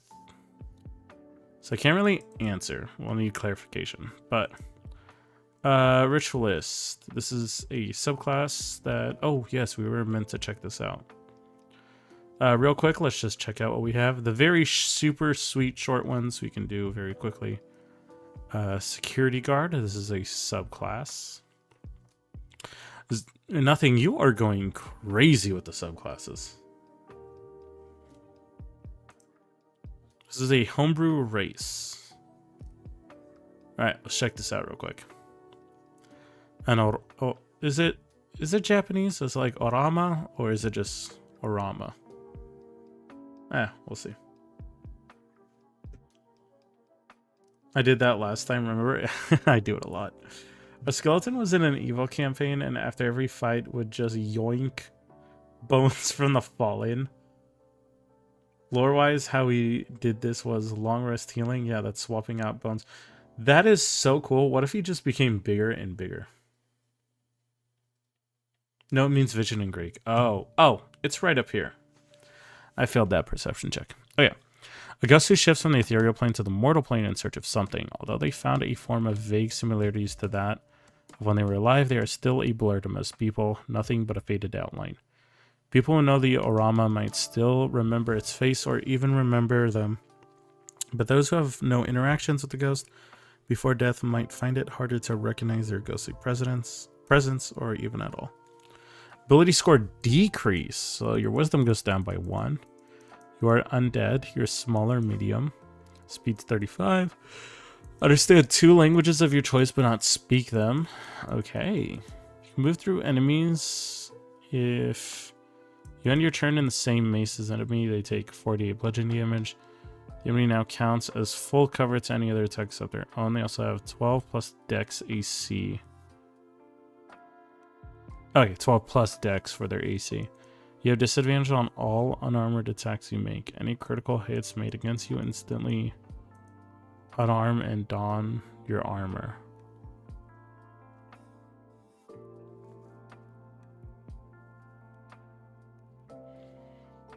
I'm a little any crits like just immediately take out your armor, I assume. Balance, Iron Strike is the faster of the 2 properties. Lead Strike is pure power. Got it. So it's kind of like Dex versus Strength, you know, in a nutshell. Unless I'm still wrong. His first role in the campaign was a nat 20 to convince the tavern that... Actually, I just pissed myself, and I still think it's the funniest deception check to roll a nat 20 on. I actually have a story to say at some point. Nothing you're saying, yep. Okay. Got you. So they do that part. How many times can they use Phantom Presence?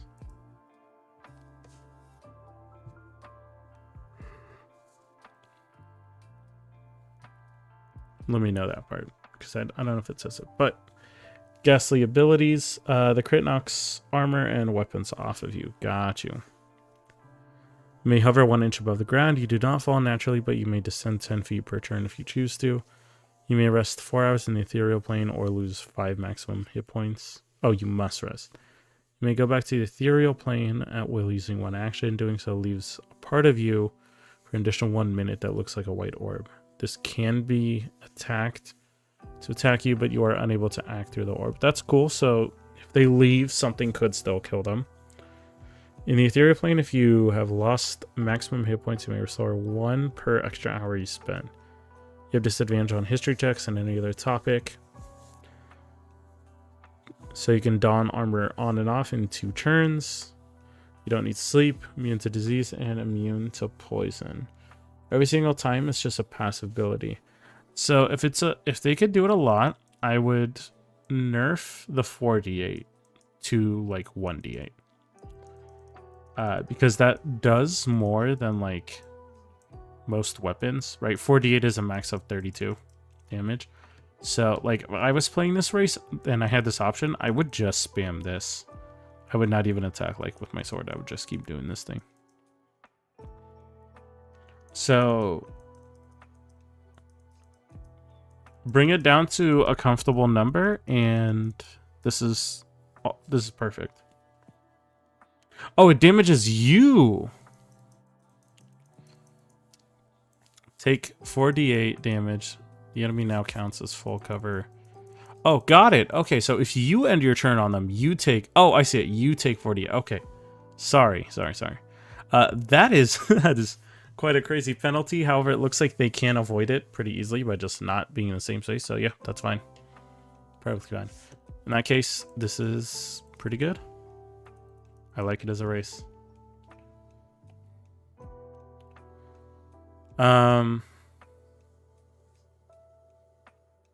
Tasha's lets you flip stuff around, but I would specify which ability increases they do get, because you have a decrease here. But it provides you full cover. Got it. So you can use it to like ward yourself in the long term, but you're taking some damage to balance it out. That's good.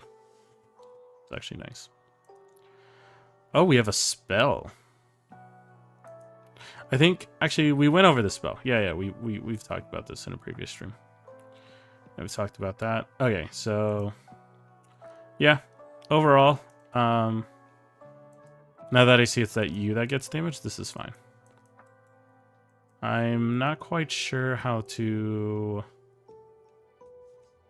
turn it into reviewed. Oh, there we go. There we go. So that was reviewed. We have not reviewed that. I won't really count that one as not reviewed. That's been reviewed, and this has been reviewed. Okay. So let's check out the other ones.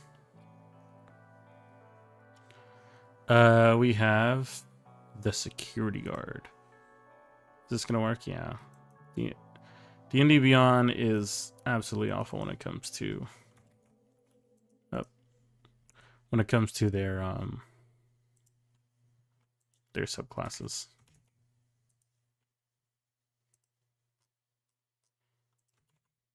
I'm gonna paste this and we're gonna check it out.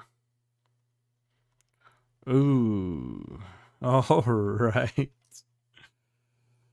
To say this is a little out of my realm of expertise might be an understatement. I personally wouldn't really work with cameras in my campaign. Like, I do arcane eyes as like my different method of cameras. So I honestly will not be able to give you advice on this one. This is pretty niche for your setting. Like, it's to fit your setting and what you're allowing in your world. However, I will say nothing that you have been consistently pretty good about your subclasses. So I would trust in yourself with what you have.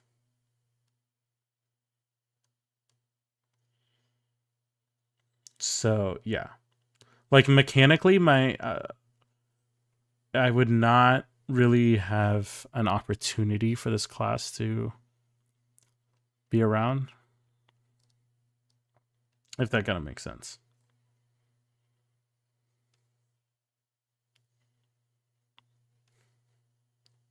It looks terrible. It does not. It looks like, for the campaign setting that it's good for, I would love this. Right? Like, if I'm doing like a heist, this would be good. We could skim through it very quickly. So, artificers instead devote their technology and magic to protecting. They agree to use this, then know how to make cameras and specific to their task. You have certain spells prepared. They don't count against you, so they're automatically learned. Security guard spells, command, magic missile, arcane, hacking, shatter, clairvoyance, and counterspell. Okay, yeah. Beginning at 3rd level, you can create a screen pad using 10 gold worth of materials. So is this like a payday-like heist?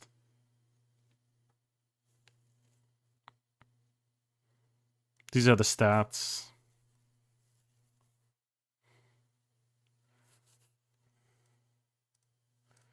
You want to put in gold guys? Sure, if you wanted to do that.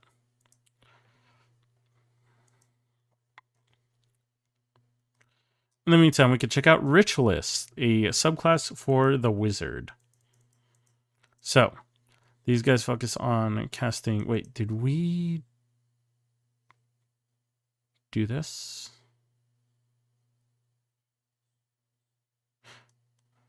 Oh, yes, we did do this. Sorry, it was reviewed. All right, so let's check out the vestige. By the time the vestige is done, maybe Zero has the drone operator ready. If not, we do have the ranged duelist. All right. So the vestige of hail. This is essentially what I would assume is like a BBG. Yeah, it doesn't have the not reviewed thing. Yeah, that's the part I missed.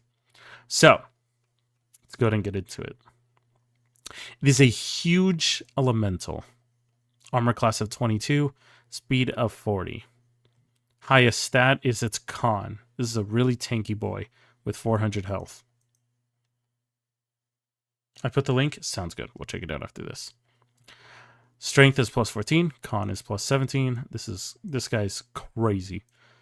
He's ready to fight. He's vulnerable to fire, so mages will be happy. He is immune, though, to acid, cold, poison, bludgeoning, piercing, and slashing from non-magical attacks. He's immune to almost all conditions, which is good. Blind sight, nice. I don't know why. I imagine this as almost like... I mean, we'll check out what it is. I'm not sure, like... I see that it's a huge elemental, like a titan, but what exactly is it? Because already I feel like I'm seeing, like, a giant, sentient, almost like machine from heaven. It speaks Dwarvish, Primordial, and telepathy within 60 feet. Alright. Its weapons are magical. Has innate spellcasting with a spell save of 25. These are its spells. Yeah, good spells. I would probably give it like Summon... Is it Summon Guardian or Summon Angel? Whichever one that clerics get, that could actually be pretty iconic for this one. I think that could be kind of cool. Legendary resistance 3 times per day. You must have it. Every important character needs it. It's surrounded by a furious maelstrom of hail and deadly winds in a 500-foot radius. It's lightly obscure, difficult terrain. Range stacks, other than the vestige, have disadvantage and cannot hit a creature outside their normal range. If it's for the reason of the deadly winds, that absolutely makes sense. Use con to cast spells. Jesus. Oh my god, what did you make?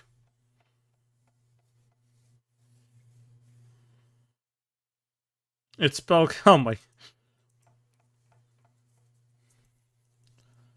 You monster.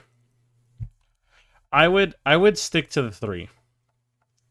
The charisma, wisdom, and intelligence. And the reason why you want to stick to the 3 is because the second you make con like a spellcasting modifier, they get really strong in the fact that they have a lot of health and they're able to have really high spell save DC.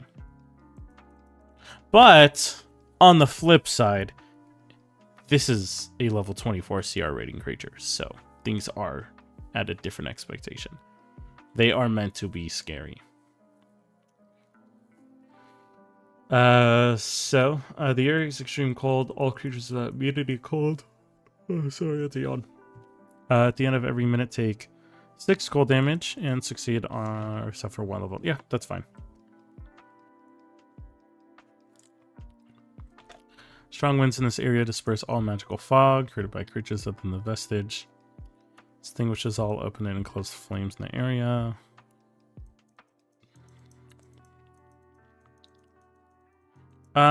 So here's the thing. 2 damage is like very negligible. I think it would just be more annoying as a player to have to roll a strength save every turn just to take 2 damage. So I would either up the damage, or if you want to keep it at 2 damage, just get rid of the saving throw and say they take 2 damage. If 2 damage is that important for them, and they're fighting a CR level 24, they're definitely out of their league. So don't be afraid of that. To put some guaranteed damage. He uses a magic belly bump. So yeah, I would. That's what I would do for that part. In addition, whenever a creature tries to cast a spell, if they're level lower, that deals fire damage while in the maelstrom. Needs to roll a d6 on 3 or lower. The spell is extinguished by the storm. That is cool. Again, another almost mechanic I haven't seen people use is like wind, just naturally pushing a spell out. Okay, so it takes their spell slot, but not their action, which is kind of nice. Inevitable Doom. All creatures without resistance or immunity to cold damage that end their turn within 60 feet of the vestige need to make a 25 con check or saving throw, or have their speed reduced by 5 feet until they leave. If they are reduced to 0, then they instead need to make another con, or rather make this con, or they suffer 1 stack. This is cool. Yeah.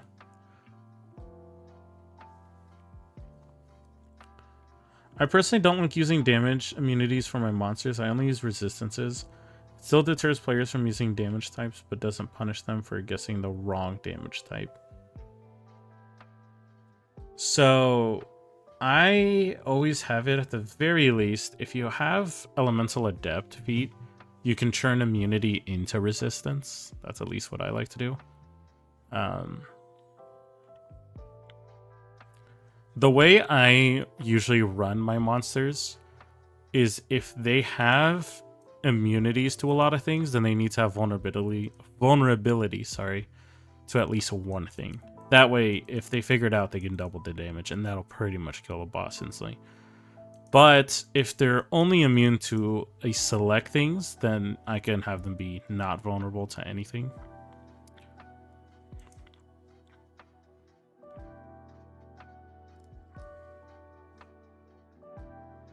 After this, we look at the Drow lore. Yeah, we'll look at the Drow lore, which will give Nothing some time to work on the Google Docs too if he needs to.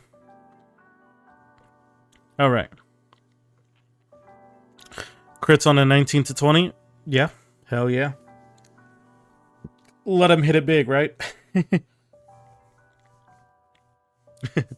Sounds good. So, real quick, multi-attacks.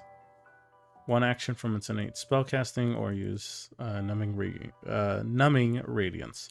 Blade of Winter, it's a plus 14 to hit at 15 feet with 20 slashing plus 18, which would be a total of 38 or 23 plus 18 while raging. What? I assume later we'll see what constitutes its rage. But pretty much you're adding 3 extra damage, so it would go to 41. Yeah. That's good. Especially if someone has cold resistance, they'll be able to reduce that damage. And if they're a barbarian, they'll be able to reduce the slashing damage, which is a nice little buff. Alright, Ray of Frost, it's a plus 17 to hit at 60 feet. It can select 3 different targets with a separate roll for each one. On a hit, it does 9 cold damage. And all creatures hit by this have their speed reduced to 5 feet. This is a really cool system because I assume it's meant to pair with the other one where if they hit 0 move speed with that ability, then they an effect happens, which will be really cool. Horrifying Blizzard. All creatures of the vestige choose within its area of the hailstorm and aware of it. Scroll up. Must succeed on a DC 19 or be frightened of the vestige for 1 minute. While frightened this way, creature has disadvantage on saving throws against its hailstorm and his inevitable doom traits, as well as against the spells it casts. Frightened creature can repeat the saving throw at the end of its turn, ending the effect on a success. If a creature saving throw is successful, or the effect ends for it, it is immune to the Horrifying Blizzard for the next 24 hours. Oh yeah. It obviously works less because there's a leap in logic, but for example, if my player wants to play a Pyromancer, why should I punish them for playing their idea? They want 1 damage type. Cool.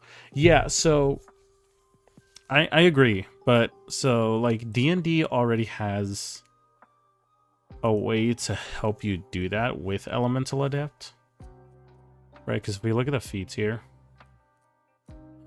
oh wait, these are backgrounds. Sorry, give me a second. Feats. So, I mean, I've agreed, because I've played characters that I'm like, hey, I just want to use lightning, right? For some reason, it's not showing. Oh, because I'm on the wrong browser. But the point of this is that if you have Elemental Adept, you can ignore resistance to a specific damage type, right? So, like, hey, I want to be like a Pyromancer. I'm going to take Elemental Adept and choose Fire. Now, Elemental Adept doesn't allow you to damage people that are immune to it. I disagree with that rule. I think if you're taking the feat, you're taking it to essentially not even just double down, but triple down on 1 damage type. And so you should be rewarded that they at least you can turn it into resistance. So you'll at least do half damage with it. I can even have them go against a Devil or Fire Elemental, and instead of saying they're immune to fire, I can just say, let's see whose fire is stronger. Yeah, that's also another thing you can do. And that could be a check you can make, or whoever deals the higher damage number. There's a lot of different ways to go about it. Alright, so, Numbing Radiance, so it recharges it on a 4 to 6. It emits a pale glow of icy energy in a 30-foot radius. Everyone needs to make a 25 con saving throw or take 13 cold damage. Creature that fails a save throw is unable to take reactions until the end of the visitor's next turn. Creature fails the saving throw by 5 or more and is currently immune to the Vestige Horrifying Blizzard action due to successfully saving against it or the effect having ended. The creature is no longer immune to the Vestige Horrifying Blizzard, so it resets that protection buff they have. I think is what you're trying to do.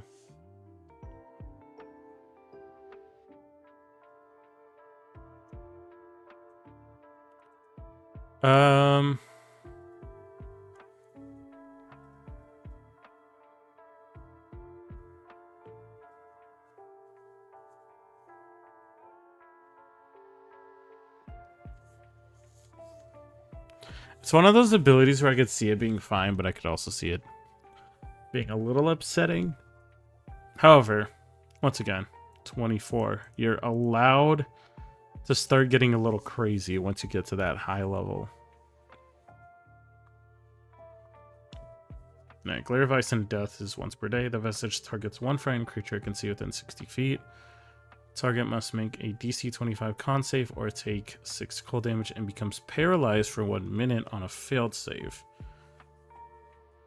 And not becoming paralyzed on a successful one, the paralyzed creature can repeat the saving throw at the end of each of its turn, ending the effect on a successful one. Yeah, it's once per day, so this is not bad.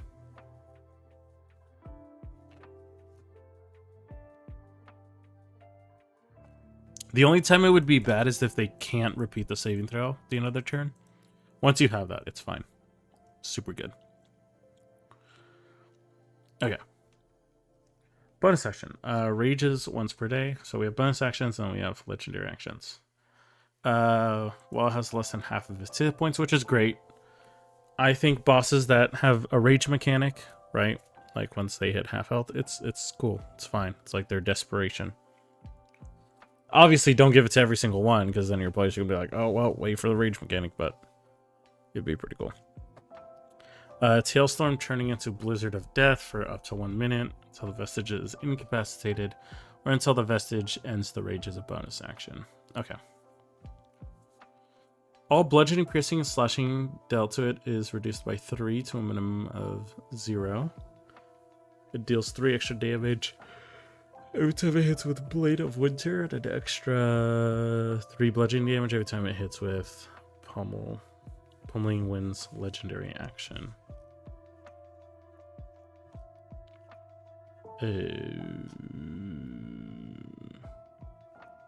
Where's Pummel Winds? That sounds like a new ability I haven't seen. Oh, it's over here. That's fine. Okay, gets a +5 bonus to all strength checks and saving throws. Creature dies from exhaustion. In the area of the Vestige, inevitable doom trait can use its reaction to move it to the speed without provoking opportunity attacks, and then use its Ray of Frost action. So every time someone goes down, it's just like a bit more damage going out. It ends early if the Vestige regains any hit points, if combat ends, or if it takes 80 or more fire damage in 1 turn. So what if one of the players heals it?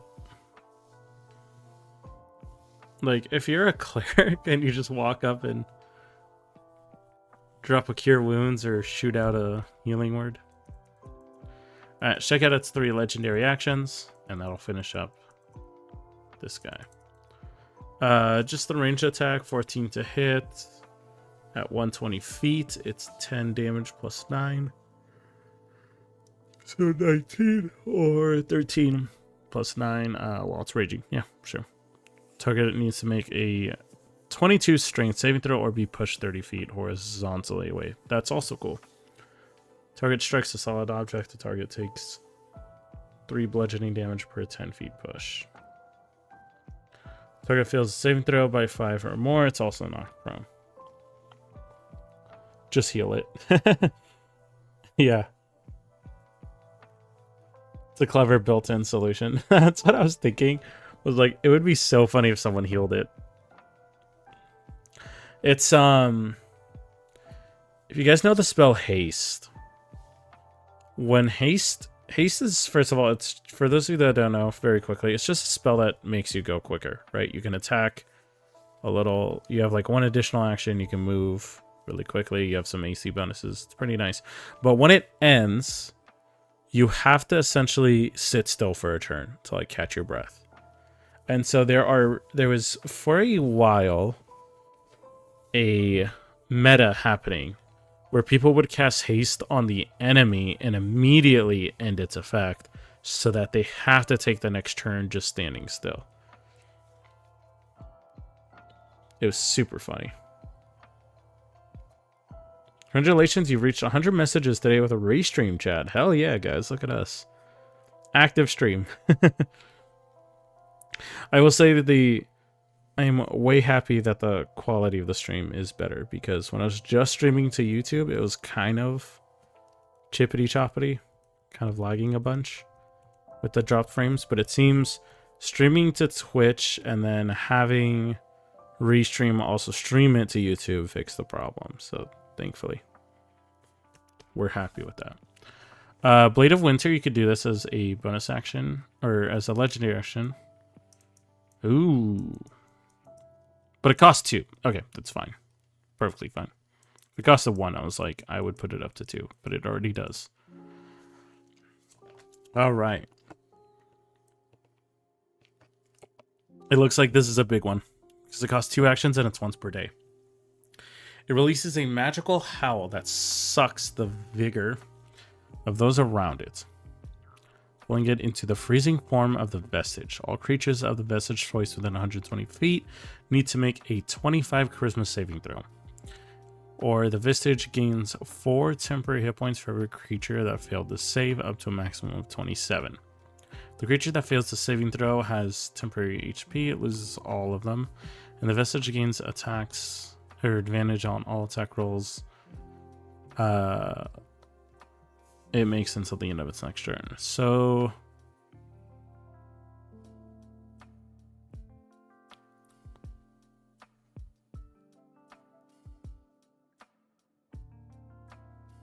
four hit points for every creature. It's one of those things where, like, okay, if you're in a war situation or something, then it's super good. But if it's just a party, I mean, let's say hypothetically you have at most like 7 players. It won't be a crazy amount. She suck on my vigor till I howl. That's a good one.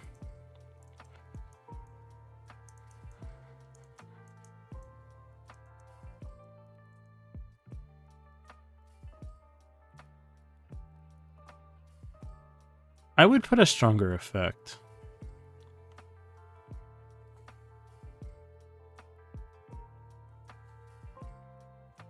For Vigor Stealing Call, it's once per day and it costs 2 actions. He's not sorry for saying the joke. What he said above it.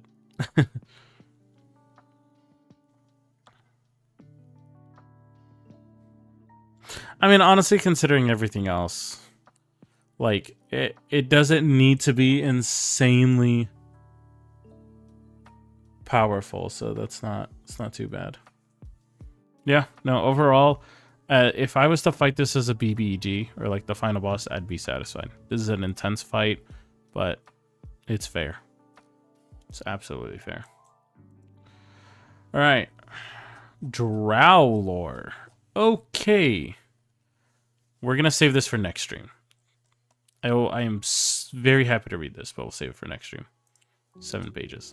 But I absolutely love reading lore. So, trust me, my eyes are lighting up right now. Let's see. We did this one. We were going to check out these prices. That's something that we should do. But I think 7 pages. I love it. Oh, refresh the page before you read.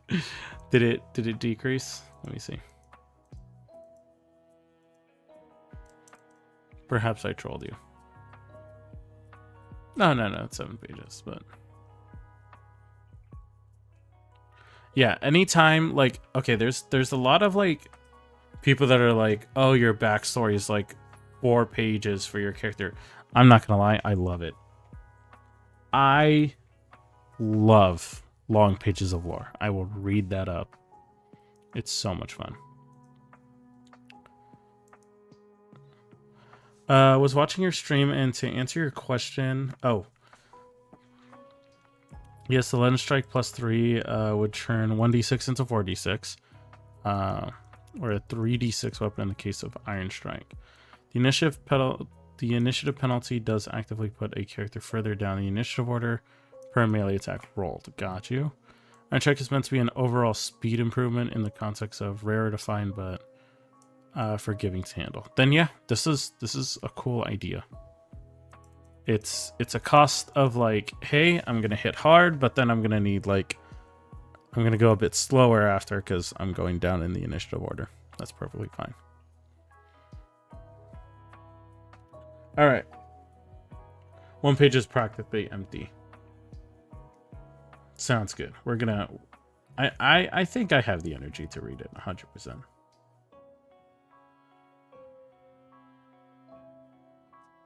It is in the Discord, the link.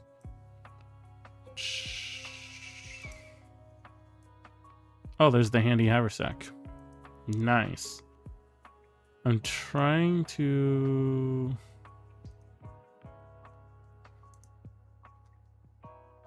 Is it right here? Cool.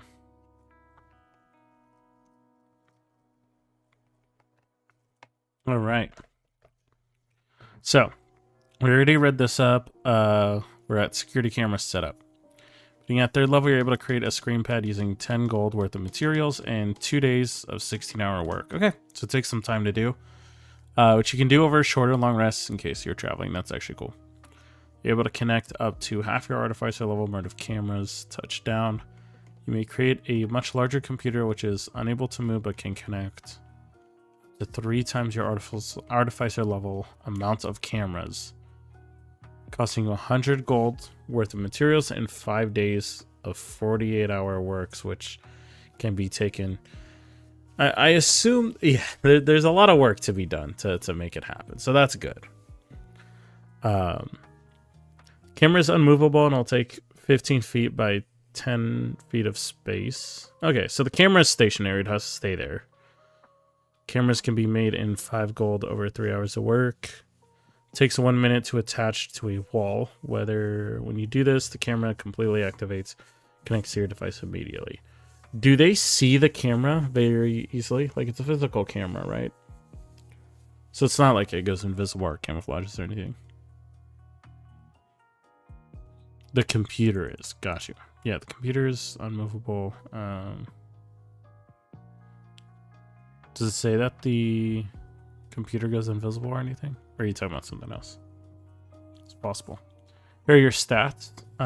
So, tiny construct, 20 armor class, 2 HP. Second gets hit, and it gets destroyed. Stealth +10.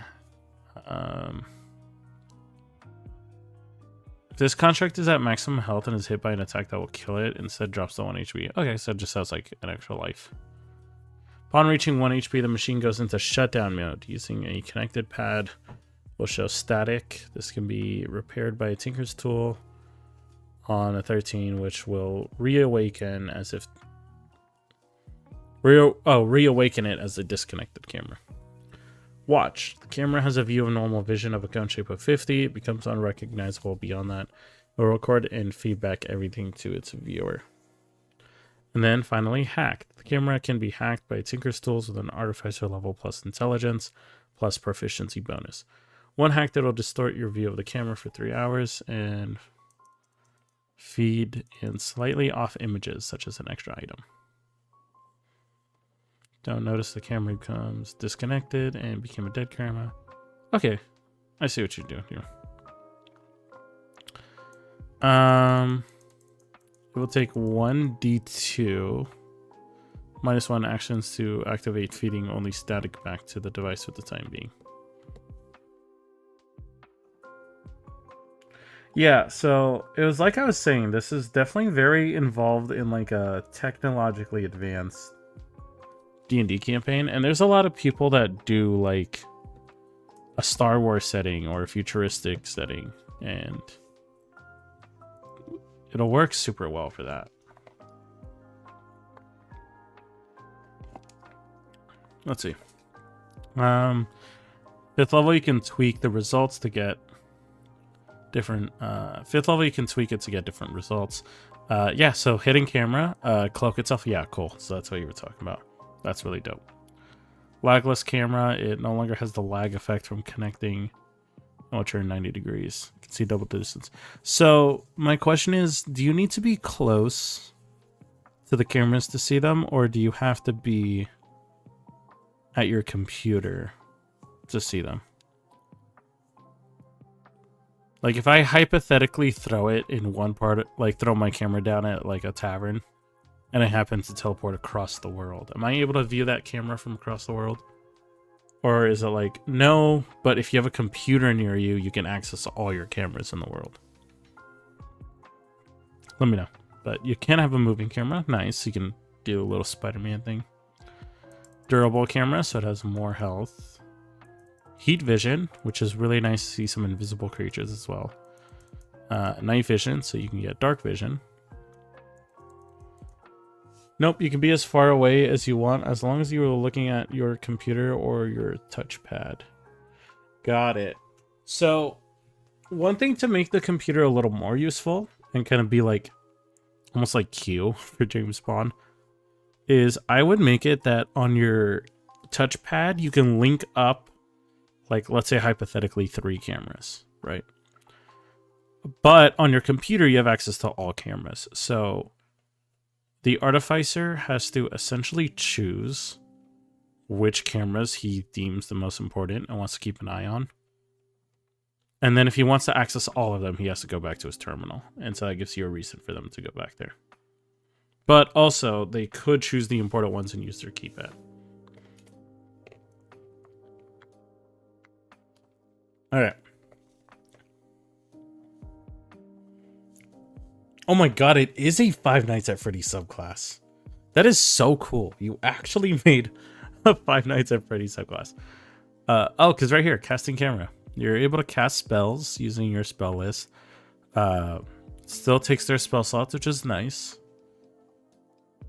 Cast it through the camera, which will have a 1-round delay using both the spell. I mean, this is so good if it's like, hey, your ally happens to get in a fight in a room you have tapped, and you could just...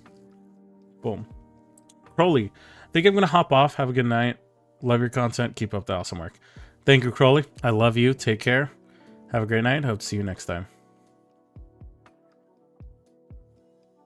Well, the computer does already have a maximum of 60 cameras, and the touch has a max of 10. Yeah, so that'll work overall. It's a good one. Thank you for noticing. They got you. I got you. We all got you.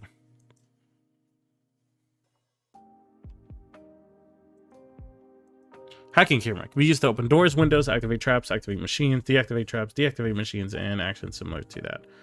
Nice. Must make a charisma saving throw or be shut down for 5 rounds and heal them with 4d8. Another light camera. Oh, so is this like they're shut down for 5 rounds, but they at least get to heal for 4d8? It's not the worst idea. And by saying that's not the worst idea, that's not like saying like, oh, yeah, it's not the worst idea. No, it is good. I just naturally say that a lot. For even when something is a good idea. Like just the other day, my friend was like, oh, hey, we should go like get coffee or something. And I was like, yeah, it's not the worst idea. And he was like, well, do you not want to go? And I was like, no. 100% down, bro. All right. It's equipped with a flashlight that sheds light in a cone. Sheds bright light for 30 feet and dim light for an extra 10 feet. It can also flash the light, blinding everyone. Could I, if I'm stuck in a cave, attach the light camera to like my hand and use it as like a flashlight? And then when those kobolds come in because they think it's a candle, blind them? And then run away?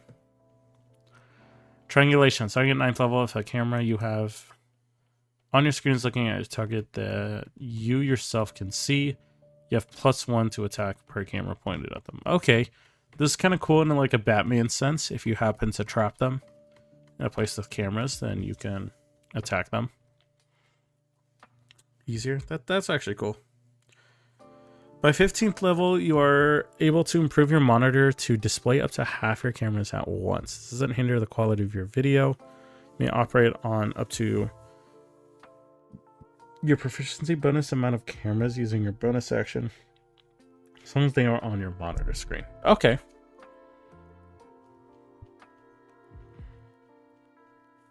Yeah, that's actually really cool. Yes, you can, but you need to make it both a moving one and a light one. I see. That's cool. That is really cool.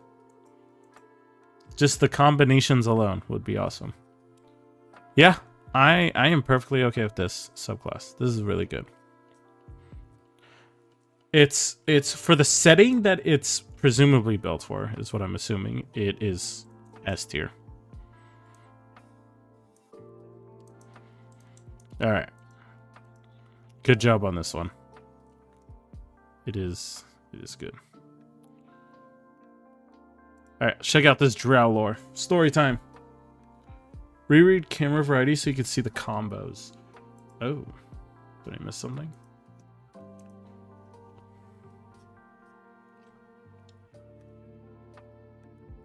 Oh, okay, I see. Yeah.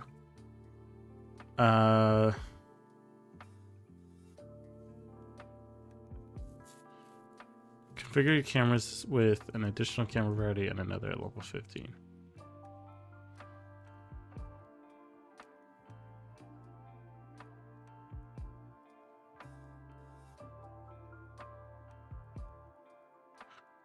Where is... Unless this is what you mean by the combos. Like over here, yeah. In that case, that could be cool.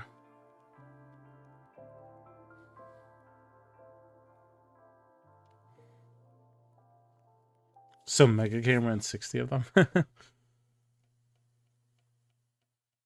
higher levels, it says you can have multiple upgrades in one camera. Got you. That's the part I was missing. Oh yeah, here it is. Yeah, that could be cool. Like a hidden camera that's also shooting out spells and they're trying to figure out where the hell it's coming from. That I'm on board.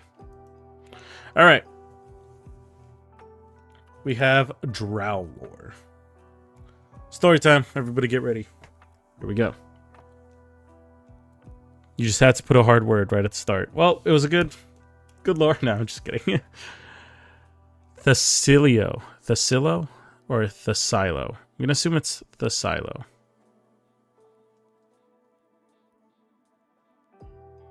Or Thessilo.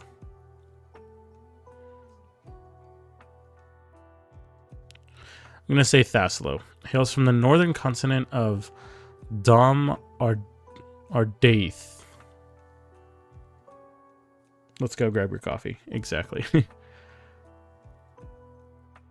Dom Ardaith, where the drow have founded vast cities with drastic progress in industry brought by the appearance of the corruptive Crimson Mana.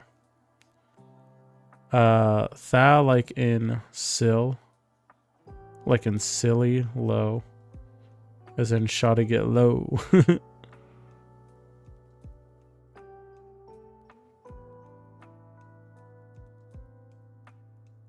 Thessilo. Got it. You're saying it's Thessilo.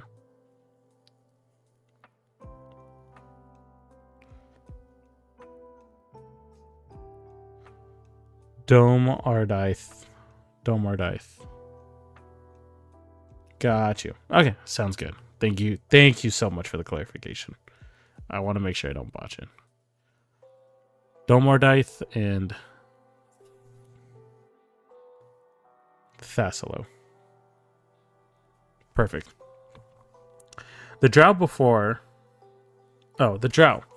they became such were originally elves of the south who split off from their sedentary cousins due to ideological differences. Those that would become drow were adventurous in spirit, ambitions in mind, and pious in faith.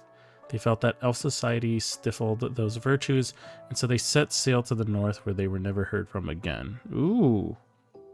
This is really good. So kind of just like a divergence of elves that is already world building wise setting up a cultural difference, right?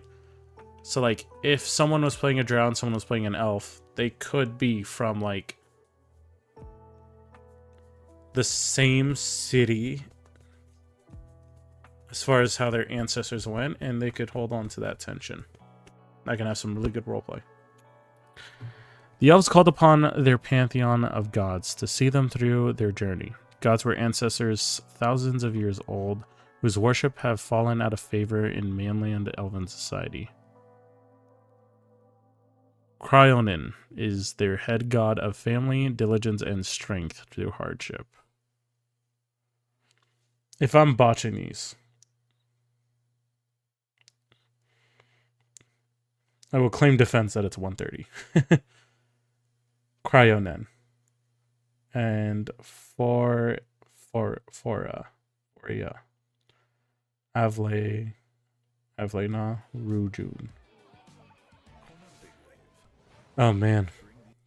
During the day I'm way better at pronouncing.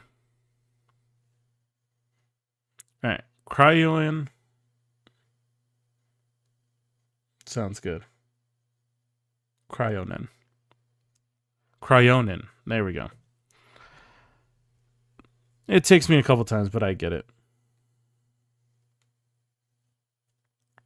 Foria. Got you. Okay. We'll get it down. So Cryonin is the head god of family, diligence, and strength through hardship. Those who triumph will be rewarded. Those who don't will pick themselves back up and try again. His sacred animal is the bull. Foria is the goddess of knowledge, innovation, and pragmatism. She embodies intelligence, creativity, and the drive to discover and use every advantage possible without restraint. It is believed among Drow society that the Crimson Mana is gifted directly from her, as it allowed them to gain and keep their technological superiority. It was her tenets that caused them to experiment with Crimson Mana without regard to its repulsive properties. Her sacred animal is the snake.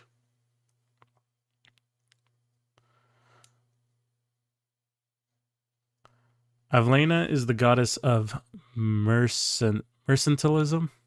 Seems like mercenary. Exploration and chance. She embodies honesty and cooperation along with mutually beneficial transactions. She is the patron of couriers and wants her people to go out and see the world to return richer in both wealth and experience. Oddly enough, the only place her followers haven't explored is their motherland.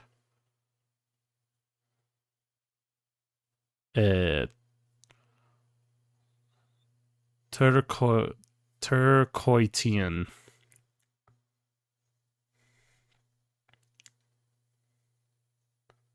Mercantilism with a K pronunciation. Mercantilism.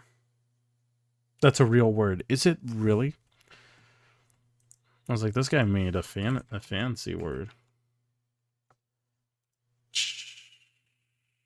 Look at you. It is. Belief in the benefits of profitable trading or commercialism. Oh, so it's like merchant is like, it's using that prefix. Very good word. Look at you with your diction.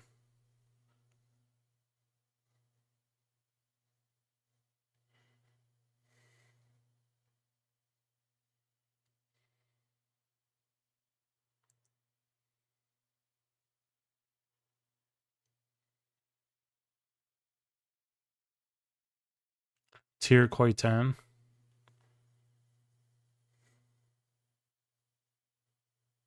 I hate bringing up coitus, but that's the only word I can think of. Tir Koitan.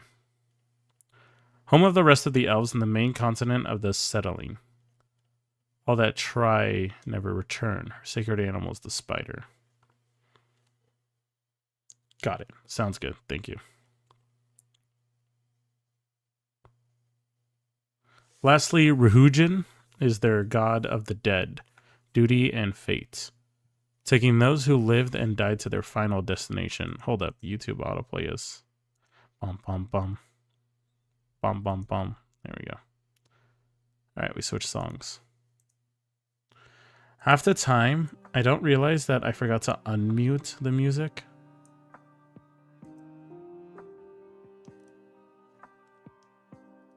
Rujun with no H. Got it, Rujun.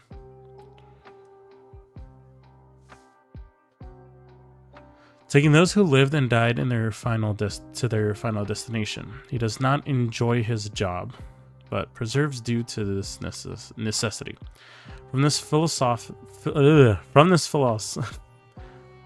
I can't talk right now. From this philosophy, he also embodies the duty of unpleasant jobs and the ones that do them, and helps them to be appreciated by Drow society at large. Finally, fate is the fate of all to die, and the smallest in society ultimately steer its fate. A sacred animal is the rat. After a grueling 10 weeks of sail, the elves spotted a twinkling crimson light on the horizon. The captain quelled hushed debate and sailed towards this light. Within a few hours, they had spotted land. They chose to make landfall a few miles from this crimson obelisk that led them to the promised land. It was a beautiful place, a fjord with forests and rivers all around, filled with plentiful fish and game. A few weeks after their arrival, where North Haven was just a small village in the fjordic riverside, elven explorers came across the natives of the continent. Large hulking reptilians that wore furs and spoke in harsh, growling tongues. These native dragonborns belonged to the Jormungandr, a barbaric culture that worshipped a primeval serpent destined to consume the world. Constantly seeking strength and conflict to feed their serpent god, they cultivate and rely on red mana for their rituals and huntings, and see crimson mana as an abomination against nature. There is a difference. At first, the Jormungandr left the elves mostly alone. They believed the fjords the elves inhabited bred weakness, and the crimson obelisk there bred corruption, so they preferred to live in the northern snowfields, save for the occasional raid. But as one village became two, and two became three, and then started to become cities, they began to take notice. These elves were using the obelisk to advance and prosper, but the Jormungandr knew its true properties. They tried to warn the elves, but too blinded by progress to listen, North Haven turned a deaf ear. These elves, they were strong. The Jormungandr lived for combat. They believed it was the only way to test and improve their strength to fight at the World Eater's side in the end of days. Along with that, the widespread use of crimson mana began corrupting the environment in small, subtle ways as to begin reproduce and overtake the mana and other living things. Faced with this, the Dragonborn attacked. First attack was a wholesale slaughter of innocent elven civilians.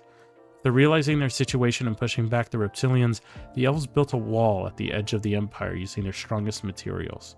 The resulting barrier was strong, sturdy, and breached by the Jormungandr's horde within the decade. The elves have prepared for this, however. Civilians have been evacuated. All of the refugees have evacuated to North Haven. Anything unable to be taken was burned. The Jormungandr began their siege of the city only to watch as the city flooded with foul red mist. The elves researched into the Crimson Pillar had provided an effective result. Magical creatures suffered an instinctive repulsion to the substance, which the scholars theorized was due to its mutagenic and mana-replacing properties. Diluted with certain alchemical reagents, it could be suspended in a mist that could be used as a last-ditch weapon. Scarlet cloud clung to the eyes and the lungs of the Jormungandr, and they were forced to flee as the bioweapons surged from the city. The army was routed, but the intense exposure to the ground zero of refined crimson changed the surviving elves. Their skin became as dark as the ash the Jormungandr left after their raids. Their hair became as white as the snow around them, and their eyes became as crimson as their newfound power. The Dragonborn were pushed back, but the survivors weren't about to let them go peacefully. The dark elves spread their mist throughout the entirety of their former borders and then some, as revenge for the lives lost. The Dragonborn could only watch as their mana was corrupted into crimson. Their warriors were slain by hideous mutated beasts, and their lands were left unlivable. Covered in a scarlet fog that reeked of death, the Jormungandr were happy to see another wall erected, even if they had less land than before. This is so good so far. I love this lore that you're making. Let's keep reading. On the other side of the wall, the elves saw firsthand the effects of their super weapon. The foul miasma, that's what it is, that clung to the air, never leaving. Political turmoil between those who loathe what they have done and those who embraced it. These purists decried their weapon, declaring themselves to be tainted or drow by using forbidden magic. Those who appreciated this change took the moniker upon themselves, calling themselves a drow. There are some words I've never heard of here, so forgive me. The purists and the drow held an uneasy peace, as neither wanted to start a conflict that would wipe the elves out fully after their previous war. They became two political parties in the landscape of the newly formed Vermilion Republic, or Vermilia time. Oh, Vermilia time. Oh, sorry, I read that wrong. The newly found Vermilion Republic, or Vermilia. Time, however, seemed to support the drow. The crimson mana mutated to the drow, adapting them to live within their apocalypse. The fog seemed to lighten, and the elves could see clearly through it, while using to provide protection from the Jormungandr. The limitless potential from its energy brought great strides in technology and quality of life. Its sheer quantity, easy to obtain and use, with all of these benefits in the public's eyes, the purists fell out of favor. Meanwhile, the drow were convinced that this was a gift from their gods and began to center their society around it as their population boomed. A few hundred years later, Vermilia is the most technologically advanced native civilization on Next, with fleets of merchant airships throughout the continents, trading artisan-crafted goods in exchange for exotic spices and artifacts. Their nation is entirely crimson powered now, from their lights to their infrastructure to methods of transportation, from airships to automobiles. Colonizing more of Dom Ardaith, I forgot that pronunciation of it, and bringing their mist where they settle, the drow are the main spreaders of influence of this corrupted force. If you've hungered to rise above your circumstances, then when someone offered you a hand up, even the devil, you took it. Very good quote. We still got more.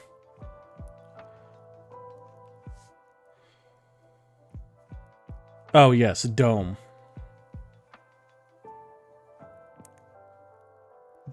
Dome Ardaith.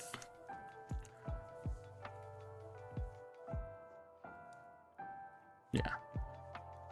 Thasilo van Talin had it made. The only son of the wealthy merchant Anselm van Talin is the dominant industrial nation of Vermilla. He was said to live comfortably. He had the best tutors that money could buy, an appreciation for culture and the finer things in life, and a full-ride scholarship through the Bard's College. He had even graduated and become one of the finest bards in North Haven, entertaining crowds through his swordsmanship and song. He had it made, at least, until his father was arrested for insider trading. Without the wealth to support their lifestyle, he and his mother ended up on the streets. Angered at his father for his crimes, Thasilo adopted his mother's maiden name, Roscoe, and sought to provide for her in her father's stead. His talents in music and combat made him pretty easily employable, but he had made many enemies in his career, and had trouble keeping a job, as his past inevitably caught with him. Nevertheless, he made enough coin to support himself and his mother in a humble life. He was satisfied to endure what has happened to him. The humbling experience went from bad to worse when his mother fell ill and he had to pay for her treatment. Suddenly, the tips he made playing at the local watering holes weren't enough anymore. Determined to rise above circumstance, he turned to less savory work as an enforcer for the local gang, the Iron Rats. Even with the extra money the job provided, he still couldn't afford proper treatment, and his mother's health began to deteriorate further. Finally, he gave up and resorted to thievery. The merchant airship Uralai. Thank you for putting that. The merchant airship Uralai was at the harbor in town. Reason his mother's life was worth more than the rare spices that frigate brought home. So, he snuck aboard and hid amongst the spice barrels. His plan was to steal one of the barrels at nightfall, fence it to the Iron Rats, and save his mother from her illness. Fate, however, had a different plan. Thacilio fell asleep amongst the barrels waiting for night and didn't wake up until the next day when the ship has already began its journey. Panicking among the barrels. Am I saying right? Thacilio? Or Thacilo? Thacilo broke down sobbing. He had one chance, and now he had proven himself no better than his father, a petty criminal. The noise alerted the crew, who found the elf sitting in a puddle of tears. The captain listened to the boy's story and found herself moved. She agreed to pay for the medication of his mother's needed. He didn't actually steal anything after all, merely stowed away. In return, however, Thacilo would have to work for his stay. Thacilo. Yeah, Thacilo.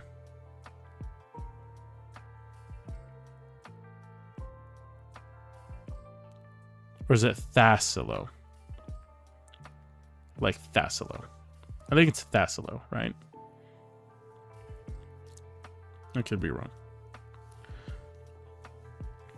Work he did, putting all his effort into doing what was asked of him. After a short telegram to his mother saying goodbye, Thacilo worked tirelessly. Oh, okay, I got it, cool. Thacilo worked tirelessly to repay the captain with an earnest zeal, playing his guitar to entertain the crew along the way. After the first voyage where he paid off his debt to the captain, he agreed to come along for a second, then a third. Found friends in the crew, a mentor in the captain, and venture in the job, and a way to provide for his family and the money.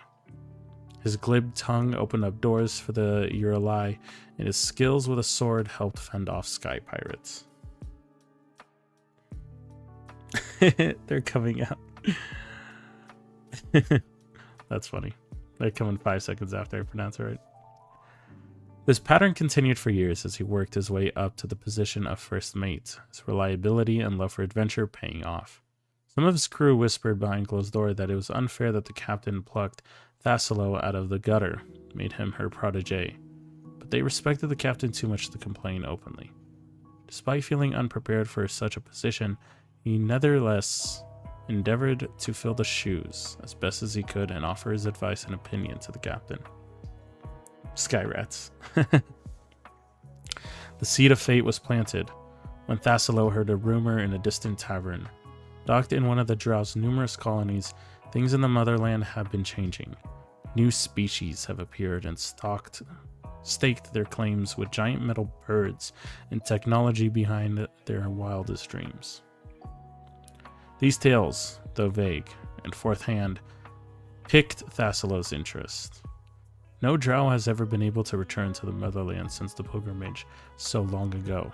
Those who have tried never return. Times, however, have changed. Mutagenic effects began to rapidly spread across Vermilia. This sounds more like a rogue backstory. It sounds so good right now.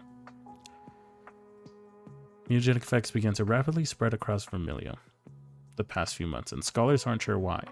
Some theorize it is crimson mana, the lifeblood of their civilization, that it's causing these mutations, but that theory isn't widely accepted. The job been using crimson mana for hundreds of years after all, and only now these mutagens are occurring. Something else has to be going on. These newcomers might hold the answers to the ailments afflicting the Drow. And even if the rumors are false, the Uralai would still have an important honor of being the first ship to return to the motherland in the history of Vermilia. Nobody else has come back alive, but the Uralai is a state-of-the-art, the sturdiest non-military airship in Dome Ardaith. They could make it, and they'd walk back with wealth beyond their wildest dreams. Convincing the captain of the crew to undertake the journey was no small task, but with enough moxie, bribes, and promises of treasure, they agreed. Thasilo would carve a name for himself in the canals of history, I assume is what it's supposed to be. The drow who brought the motherland back into the fold as they set off for their ill-fated journey. Ardaith, my bad. It's one of those things where like I would have to say it like 30 times and then get it down. Dome Ardaith. Annals, like in history books. Okay, got it. As they set off for their ill-fated journey, they saw an omen of a spider in the clouds, a sign from Avlina. Prosperity awaits. The crew took it as a good sign. Spirits raised that they were sailing towards a grand destiny. A record of events year by year. Got you. Okay. As they floated across the sea, various problems arose. Fights began to break out amongst the normally cooperative, not necessarily harmonious crew. They grew impatient. Thasilo felt a gnawing at the back of his mind that something was wrong. He wondered if it would be better to turn back, but his comrade snapped at him when he brought it up. The die has been cast, and Rujin doesn't change fate for anyone. They had reached the mainland. Things were going good. In spite of the setbacks and the crew's morale, things were finally looking up. Sky-high profits were on the horizon. Thasilo Roscoe would claim his family's fortune. No, wait, I said it right the first time. Thasilo. I'm getting in my own head, but ignore me. That was the plan, at least, until it was scattered to the wind along with Uralai and everyone on board. Attacked by a strange flying beast. One moment they were fine, and the next they were careening.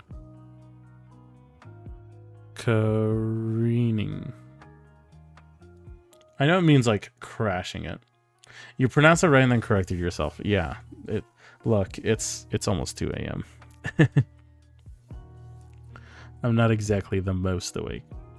With wit and guile. Now I'm in my own head about like how I pronounced it.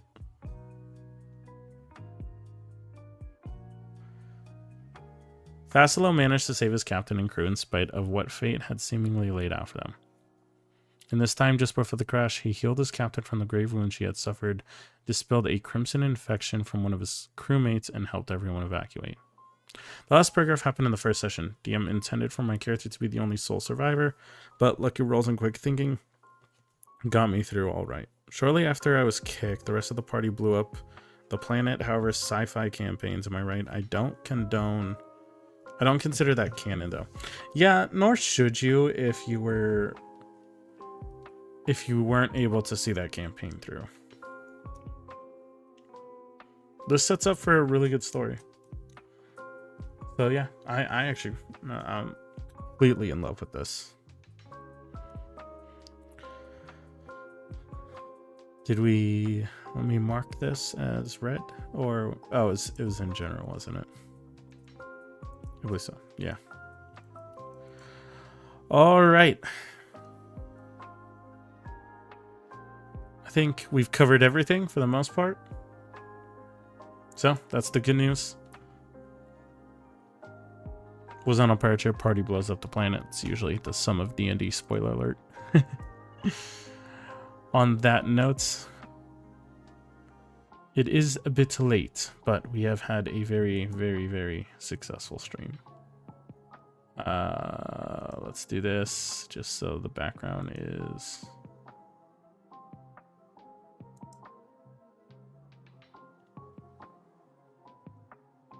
Oh, this no longer wants to load. Well, in that case, guys, I think I will unfortunately have to call it a night on that one. I went an hour longer than I was expecting, but not at all a bad thing. I am very happy to see us streaming on both Twitch and YouTube. We're kind of able to pull from both people. So that part is nice. Remember the same magic item prices for the next stream? Yes, actually, thank you for reminding me. Just in case. Did I accidentally get rid of it? Okay.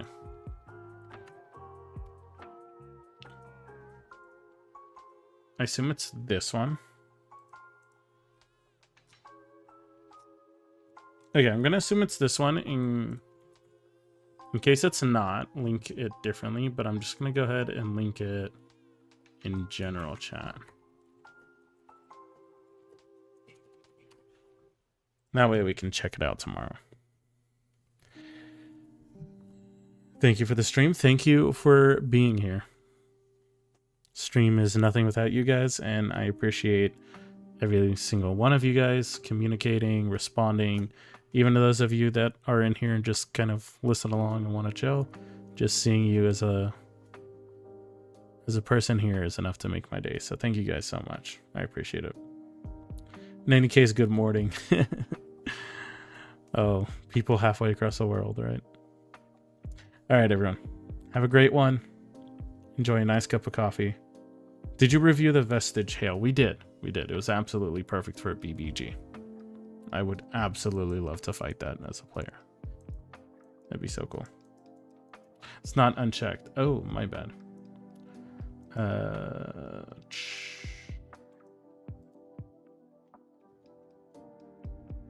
There we go. All right. It's reviewed. Perfect. We should be good. All right, everyone. Have a great night. Take care of yourselves. I'll see you on the next one. I recently posted a new YouTube video on how to make great villages in D&D. So if you haven't checked that out, check it out. Or some of my other videos, or even my shorts. I have a couple shorts there, which I plan on continuing at some point. But with that, everybody have a great night. Have a nice cup of coffee. And as always, on the next one.